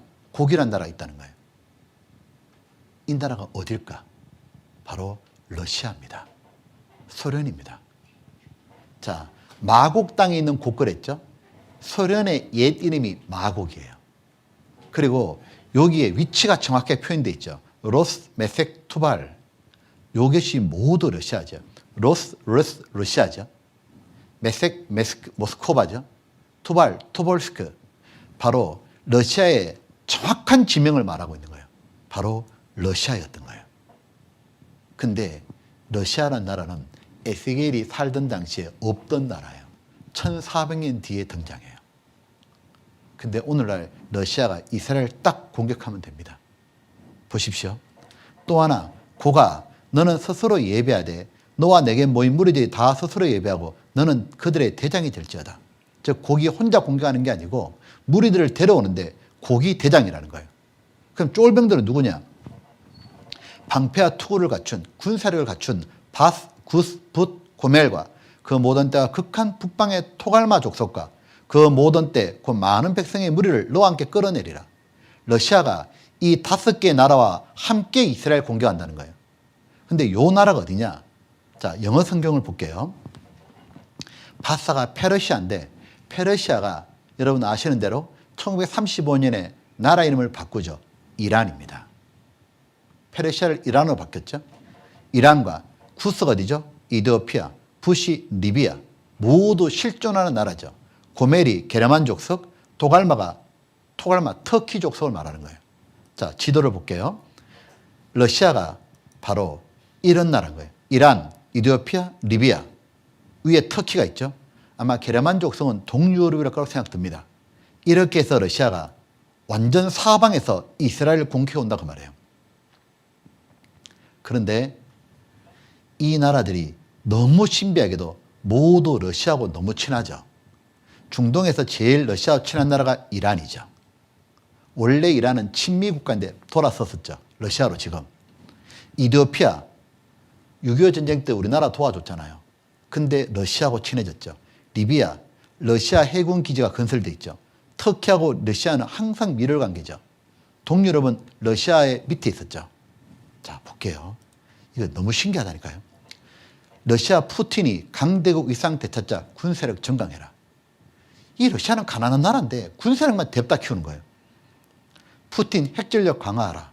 군에 지시하고 러시아 이란 급속 밀착이고 이스라엘 지도서 없애버려야 된다. 이 사람이 이란 전 대통령이에요. 이 사람 꿈이 뭔지 알아요? 이스라엘을 지도서 없애는 거예요. 제가 봤을 땐 이 인간이 없어지게 생겼어요. 사우디 방송이 이스라엘과 이란 전쟁할 시기만 남았다. 둘이는 앙숙이다 그 말이에요. 이란과 이스라엘은 철천지 원수다 그 말이에요. 지금 희한하게도 이 이스라엘이 다른 아랍 국가하고는 괜찮습니다. 이란하고는 이래 돼 있는 거예요. 보셔요. 요거 올레 신문이거든요. 이란이 이스라엘 가로로 만들어 버리겠다 그냥. 야, 희한하죠. 성경 그대로 되짚어봐요. 이디오피아 공산으로 돌아섰고 러시아, 리비아 해군기지 건설 추진하고 터키, 러시아와 미를 재가시하고 근데 러시아 사람들이 유태인들을 너무 싫어해요. 이건 충격적인 자료예요. 이스라엘 핵무기는 소련을 겨냥하고 있다. 이게 뭐냐면 소련이 이제 붕괴되고 러시아가 됐잖아요. 그때 소련의 첩보기관의 KGB 아시죠?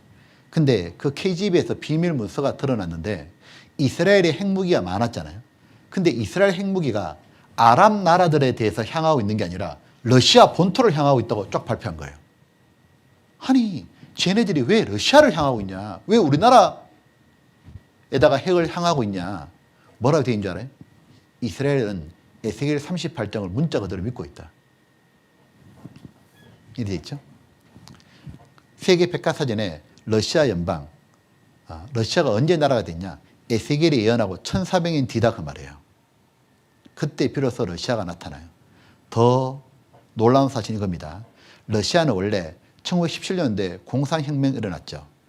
그 다음에 공산국가 되고 군사강국이 되었죠. 원래 1917년 전까지는 러시아는 하나님을 믿는 정교회가 있죠. 무신론이 아니었다니까요. 러시아 정교회가 있잖아요. 그리고 농업국가잖아요. 그러니까 1917년도 이전에 성경을 보던 신학자들은 에스겔 38장 이해가 안 되는 거예요. 왜 하나님 믿는 나라고 농업국가인데 이 러시아가 왜 하나님의 백성 이스라엘 치냐? 이해가 안 되는 거예요. 이해는 안 되는데 단 성경이 이렇게 된다고 했으니까 그냥 해석만 그렇게 했어요. 러시아가 공격한다. 이해는 안 되지만 그렇게 말했다고. 근데 세상을 누가 이끌어 가셔요? 하나님이. 러시아를 바로 이스라엘 공격할 수 있도록 싹 바꿔놨잖아요. 하나님이요. 보십시오.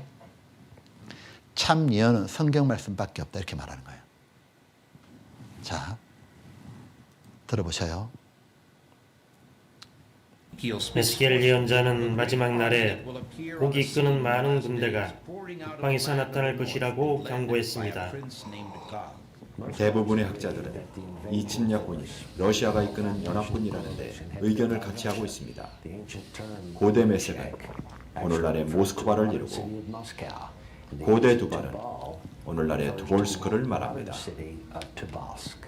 에스겔 예언자는 오늘날의 이란인 페르시아와 리비아, 에티오피아도 참전하며 마지막에 이스라엘의 멸절을 꾀한다고도 경고했습니다.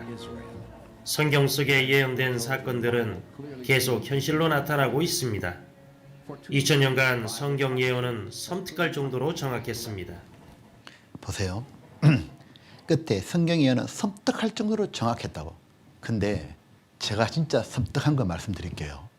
이건 정말 충격적이라고. 에스겔 38장 12절이에요. 이거 보셔요. 12절에 왜 러시아가 공격이 나와 있죠? 물건을 겁탈하며 놀아가리라 하고 내 손을 들어서 황무하였다가 지금 사람이 거처하는 땅과 열국중에 모여서 짐승과 재물을 얻고 세상 중앙에 가는 백성을 치고자 할 때에 앞에 한번 보십시오. 왜 러시아가 이스라엘 공격할까? 2600년 전에 이미 알려주셨죠, 하나님이. 이유가 뭐냐?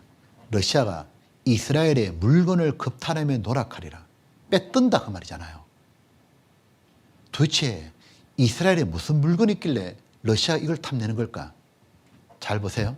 너의 손을 들어서 황무하였다가 지금 사람이 거처하는 땅, 이스라엘 땅이죠. 열국중에 모여서 짐승과 재물을 얻고 막강한 재물을 가지고 있죠. 세상 중앙에 가는 백성, 이스라엘이죠. 왜 치냐? 도대체 어떤 물건이 있길래 러시아가 침을 흘리는 걸까? 뭘까요? 이것이 이스라엘이 나라를 되찾고 난 다음에 우리 시대에 와서 완전히 이해가 되는 거예요. 자, 보십시오. 먼저 첫 번째가 이겁니다. 핵전쟁 피해 복구 물질이 이스라엘 사해 바다에 있다. 자, 이스라엘 사해 바다 보물이 미국, 영국, 프랑스 최고의 부자 나라죠. 세계 나라 재산보다 더 많다. 도대체 이게 뭔데 그럴까?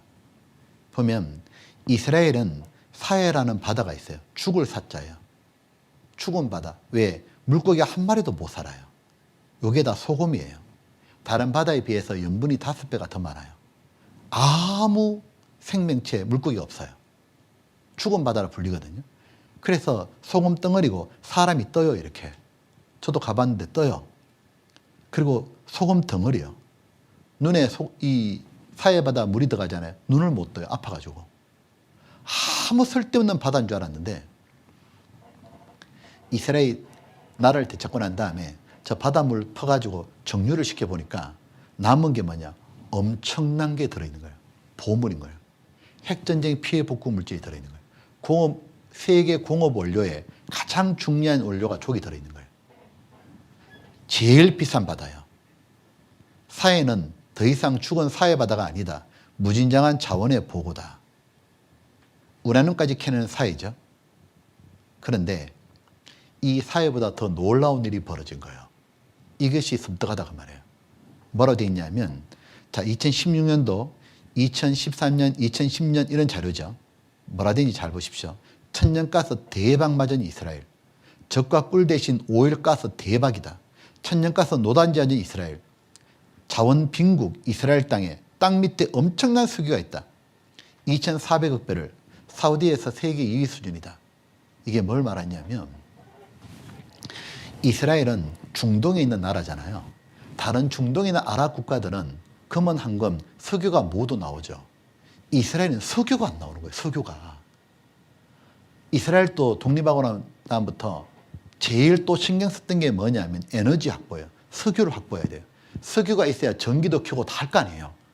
이스라엘도 앞바다 지중해도 개발해보고 이스라엘 땅도 파보는데 석유가 안 나오는 거예요. 어떤 일이 벌어지죠? 가까운 아랍 나라에 석유를 수입하면 좋은데 안 팔잖아. 아랍이 적대 국가니까요. 이스라엘은 저 멀리서 석유를 수입해야 됐어요. 그러니까 이스라엘은 당연히 전기가 너무 비싼 거예요. 전기값도. 이스라엘 꿈이 뭐냐면 석유를 가져보는 건데 이게 안 나는 거예요. 근데 기적이 벌어진 거예요. 2010년대 들어오면서 지금까지 10년 만에 어떤 일이 변화가 생기냐. 이스라엘에 육지에서 석유가 엄청나게 묻혀있는 걸 알고 이스라엘 지중해 앞바다에 엄청난 천연가스가 묻혀있는데 세계 최고의 양이 터져버린 거예요. 그리고 뭘 하느냐. 잘 보십시오. 사우디아라비아가 세계 최고의 석유 매장이죠. 2,600억 배럴. 이스라엘이 2,400억 배럴이라고 말합니다. 근데 좀 더 조사하더니 5천억 배럴 정도 있을 거다. 그게 뭐냐면 이스라엘 시펠라 유전이라는 이스라엘 육지에 있는 거예요. 요 앞에 지중해에는 천연가스가 다 들어있는 거예요. 잘 보세요. 그리고 이스라엘이 그때부터 뭐 하냐. 바로 이 수송관을 건설하는 거예요. 석유를 직접 판다고 말해요. 개발한다고 말해요. 그러고는 본격적인 생산을 한 거예요. 어떤 일이 벌어졌냐. 전 세계가 불화하게 된 하나님의 땅 이스라엘이에요. 동시에 석유가 직접 나오니까 이스라엘 땅은 석유값이 떨어지고 전기값이 확 내려가죠. 그리고 석유가 남아 도는 거예요. 이걸 수출하게 되는 거예요. 어디다 수출할까요? 가장 가까운 유럽에 수출하는 거예요. 이걸 제일 싫어하는 나라가 어디입니까? 러시아인 거예요. 왜냐하면 러시아는 석유로 먹고 사는 나라예요. 천연가스와 석유. 이걸 유럽에 공급하면서 러시아는 항상 큰 소리 쳤죠. 근데 이제는 이스라엘에서 유럽이 석유를 수입할 수 있게 되죠. 그러니까 유럽은 너무 좋아하는데 누가 제일 싫어요? 러시아가 너무 싫은 거예요. 자, 보십시오. 러시아는 항상 이미지 마크가 이렇게 돼 있죠. 석유와 곰이죠. 요게 합쳐서 러시아죠. 이게 러시아의 트레이드 마크예요. 그래서 이렇게 표현 쓰죠. 곰돌이가 꿀 대신에 석유 먹는 게 러시아예요. 보셔요. 러시아의 주요 산업은 모두 기름값입니다. 석유입니다. 여기에 따라 널뛰는 게 러시아 경제예요. 러시아 총리가 가장 뚜렷한 문제가 뭐냐? 가난이에요. 자기들은 너무 가난한데 가구 65%가 예금 한 푼도 못해요. 너무 가난한데 석유로 확 쥐 흔들어야 되는데 석유를 모두 이스라엘이 갖고 있는 거예요. 이제는요. 그러니까 사우디하고도 러시아는 석유 전쟁하죠. 아시죠? 세계 최대 산유국이 사우디, 미국, 러시아 세 개입니다. 어떻게 하면 이걸 더 가질까 생각하는데 꺾어진 러시아. 지금 필요한 건 전쟁이다. 석유가 뭐기에 러시아를 이렇게 만드나. 어차피 가난하고 두드려 패서 뺏자 그 말이에요. 그래서 타임지가 이래 나왔죠. 북극곰이 중동 지역을 노리죠. 이스라엘의 사해바다, 석유, 사우디, 중동 땅 전부 다 먹고 싶은 거예요. 러시아는. 중동 패권을 넘보는 거예요.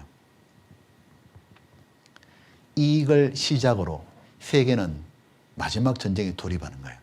러시아가 이스라엘 공격하는 순간 어떤 일이 벌어지겠어요? 미국은 반드시 도와주게 된 거예요. 왜? 미국이 유대인 거잖아요. 중국이 가만히 있겠어요? 세계 석유 시장이 다 뺏기는데? 당연히 참전하죠. 영국이 참전하죠. 세계는 완전히 전쟁의 소용돌이에 휘말리고 인류는 멸망하게 되는 거예요. 왜? 중동 땅은 황금의 땅이에요. 거기에 석유가 있는 거예요. 보시죠. 요한계시록 16장은 이 땅의 마지막 종말의 장이죠. 온 천하 임금들에게 가서 전 세계 대통령이죠. 하나님 곧 전능하신 이의 큰 날에 전쟁을 위하여 그들을 모으더라. 세형이 히브리어로 아마겟돈이라는 곳으로 왕들을 모으더라. 전쟁을 위해서 아마겟돈이라는 곳으로 왕들이 모여요. 인류 종말 아마겟돈 전쟁 일어날까 언제일까? 아마겟돈이 어디냐? 바로 이스라엘의 머깃도 옛 지명 이름이 아마겟돈이에요. 이스라엘 북쪽이거든요. 여기서 전쟁이 터지고 성경에 보면 이스라엘 전역이 피바다로 바뀐다고 되어 있어요. 이 전쟁을 시작으로 인류는 완전히 핵이 터지는 거예요. 이게 아마겟돈입니다. 머깃도 가보면 End of the days, 종말의 날이라고 되어 있죠. 성경에 보게 되면 신구약 성경에 계속 반복되는 내용이 전능하신 이의 큰 날에 전쟁을 위하여 그들을 모으더라. 구약 성경 스가랴에도 여호와의 날이 이르리라. 내가 열국을 모아 예루살렘과 싸우게 전쟁하게 하리니. 마지막 전쟁이 이스라엘 땅에서 벌어진다 그 말이죠. 여호와의 큰 날이 가깝도다. 이 온 땅이 질투의 불에 상추리니. 이는 여호와가 이 땅 모든 거민을 멸절하되 놀랍게 멸절할 것임이라. 이 큰 날은 멸절하는 날인 거예요. 이 성경 보게 되면 하나님의 날이라고 나와 있죠. 이건 바로 하나님의 심판의 날을 말하는 거예요. 애들이 말을 계속 안 듣게 되면 엄마는 이렇게 말하죠. 너 날 잡는다. 하나님 또 종말의 날을 잡아놓은 게 있는 거예요. 그것이 바로 전쟁으로 끝나는 거예요. 인간이 만든 무기로 모두 끝나는 거예요. 자, 이 전쟁에 딱 터지면 어떻게 끝날까? 보시죠. 지금 또 인류가 멸망할 수 있는 전쟁은 뭐냐면 핵입니다. 여러분 핵이 터지면 어떤 일이 벌어질까요? 들어본 적 없어요? 핵이 터지면 인류는 30분 안에 전멸한다는 말 들어보셨어요? 핵폭탄은 우리가 알고 있는 이런 수류탄이라고 다릅니다. 1945년에 일본의 히로시마에 핵폭탄이 떨어졌죠. 사람들은 핵이 그렇게 무서운지 처음 알았다고. 10초가 딱 지났거든요. 하나, 둘, 셋, 넷. 10초 딱 지나니까 8만 명이 죽어버린 거예요. 그런 폭탄 들어본 적 있어요? 8만 명 죽는 거. 2분 지나니까 14만 명이 죽어버려요. 조금 더 지나니까 없어요. 도시야. 다 죽어가지고. 그게 핵폭탄이에요. 그때 핵이 터질 때 사람들이 아침 출근길이었다 그래요. 아침 8시. 핵이 빵 터지니까 폭심지, 핵폭탄 중심지 안에 있던 사람 어떻게 죽은지 알아요? 시체도 못 찾았습니다. 왜냐하면 다 녹아버렸어요. 증발해버렸다고. 녹아가지고요. 서 있는 채로 녹아버린 거예요. 그냥요. 얼마나 뜨거운지. 그 다음 조금 떨어진 사람 어떤 일이 벌이냐. 사람이 딱 불에 타는 순간 핵폭풍이 지나간다 그래요. 지나가니까 팍! 살찜이 다 떨어져 버리고 뼈가 다 바스러져 버린 거예요. 좀 더 떨어진 사람 전신에 새까맣게 타서 죽어버려요. 좀 더 떨어진 사람 전신에 화상 입고 죽어요. 핵이 터지면 그때 사람이 안 거예요. 이게 너무 무서운 무기구나. 그때 이 말 했잖아요. 드디어 인간을 멸절시킬 수 있는 무기를 개발했다고.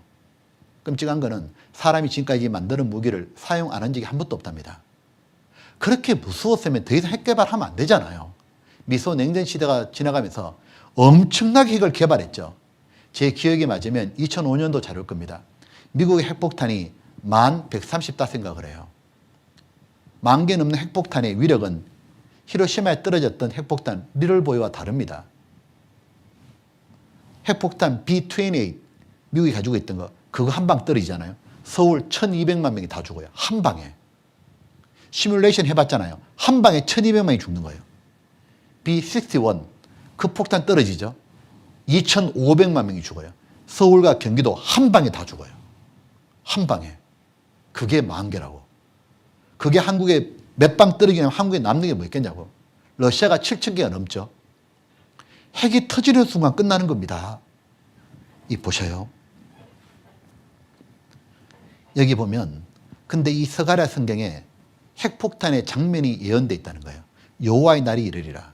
2450년 전에 내가 열국을 모아 예루살렘과 싸우게 하리니 예루살렘에 친 모든 백성에게 여호와께 내리실 재앙이 이러하니 하나님이 어떤 마지막 장면을 보여주는 거예요. 그 섰을 때 그 살이 썩으며 영어로 디살브죠. 녹아버린다고 말해요. rot, 썩어버린다고 말해요. 그 눈이 구멍 속에 있으며 그 혀가 입속에 썩을 것이요. 섰을 때 서 있는 채로 녹아버린다. 핵물리학자가 이 성경 보더니 이건 핵폭탄입니다 그러잖아요. 또 사람만 그렇게 죽는 게 아니죠. 말과 노새와 낙타와 나귀와 그 진에 있는 모든 육청에게 미칠 재앙도 그 재앙 같으리라. 핵이 터지면 사람이나 짐승이나 똑같이 이렇게 죽어버린 거예요. 지금까지 전쟁하면서 이 당시에 전쟁 무기가 칼이나 활이나 창이잖아요. 사람을 죽이지 짐승을 왜 죽이냐고. 근데 하나님이 마지막 전쟁 장면이 뭐라고 딱 보여줬냐면 사람이요 짐승이요 녹아버린다고. 이 말씀 그대로 다 준비되어 있잖아요. 보십시오. 핵이 딱 터지면 사람이 그대로 녹아버립니다. 그냥. 사람이 없어져 버려요. 히로시마입니다. 끝없는 핵경쟁 인류는 불안하다. 이렇게 터져 죽은 거 왜 경고 벌써 잊었나? 핵전쟁은 지구의 사형집행이고 생명체는 모두 없어지고 지구 종말을 가져올 핵전쟁인데 핵전쟁 위험이 어느 때보다 높다. 왜? 러시아 보안체계 붕괴로 테러단체 접근이 쉬워졌다. 이걸 노벨상 수상단체가 경고했죠. 러시아가 휴대용 핵폭탄을 테러 리스트한테 팔아버렸다고 말해요. 만약에 미국의 9.11 테러 벌어졌잖아요. 비행기 타고 미국의 트레이드 센터 박았잖아요. 그 비행기 안에 휴대용 핵폭탄 실려있으면 어떻게 벌어지는 거예요? 빌딩만 날아가는 게 아닙니다. 뉴욕이 날아가 버려요. 그럼 미국이 가만히 있겠어요? 미국은 9.11 테러를 딱 당하고 난 다음부터 테러가 더 이상 소설 아니다. 그러면서 9.11 테러 되고 난 다음부터 바로 핵전쟁 대비를 딱 한 거예요. 이거 원래 신문이거든요. 지구 종말의 날 시계 100초, 1분 40초 남았다. 왜요? 핵이 너무 많다고 말이에요. 핵이 터지면 어떻게 될까? 자, 제가 마지막 하나 보여드릴 텐데요. EBS 교육방송에서 이들 하나님 믿는 사람이 아니잖아요. 근데 뭐라고 하느냐? 앞으로 인류는 핵으로 멸망할 수밖에 없다. 들어보십시오. 현재 세계에는 단순한 보복을 위해 끔찍한 테러 행위를 자행하는 테러리스트 단체들이 수없이 많습니다. 테러리스트들이 이용할 수 있는 가장 무서운 무기는 바로 휴대용 핵폭탄입니다. 언제 어디든 간편하게 운반할 수 있죠. 이런 핵폭탄 하나의 위력은 미국 오클라호마시 250배나 되는 지역을 한 방에 날려보낼 수 있을 만큼 아주 강력합니다. 마치 태양이 떨어지는 것과 같을 겁니다. 근방에 있던 모든 것들이 눈 깜짝할 사이에 완전히 파괴되겠죠.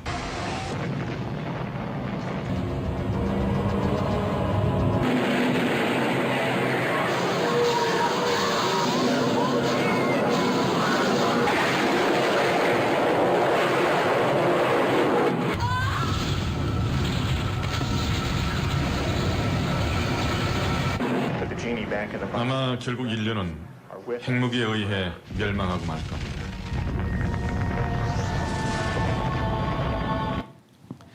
이 날이 오고 있다고요. 이사야 선지자는 하나님께로부터 너무도 무서운 말을 들었어요. 대저 온 땅을 멸망시키러 작정하신 것을 내가 만군의 주 여호와께로 들었느니라. 노아는 살아있을 동안에 하나님이 이 땅을 홍수로 멸절시킨다는 말을 들었습니다. 그리고 멸절되는 걸 봤습니다. 우리 시대는 하나님이 마지막 전쟁으로 멸망시킨다 했잖아요. 우리는 멸망할 걸 다 보고 있습니다. 여러분 보면 성경대로 이 모든 게 다 이루어지잖아요. 성경대로 개인의 운명도 마찬가지입니다. 한 번 죽는 것은 사람에게 정하신 것이요 그 후에는 심판이 있다고요. 하나님이 왜 성경대로 모두 이루어지는 것을 왜 이렇게 성경에 기록하고 보여주실까요? 성경대로 내 개인의 운명도 그대로 된다 그 말이에요. 천국 지옥 반드시 있다 그 말인 거예요. 하나님은 모든 게 가능한 분이고 하나님은 약속을 꼭 지키는 분이에요. 우리는 요행을 바라면 안 됩니다. 여기 이렇게 돼 있죠.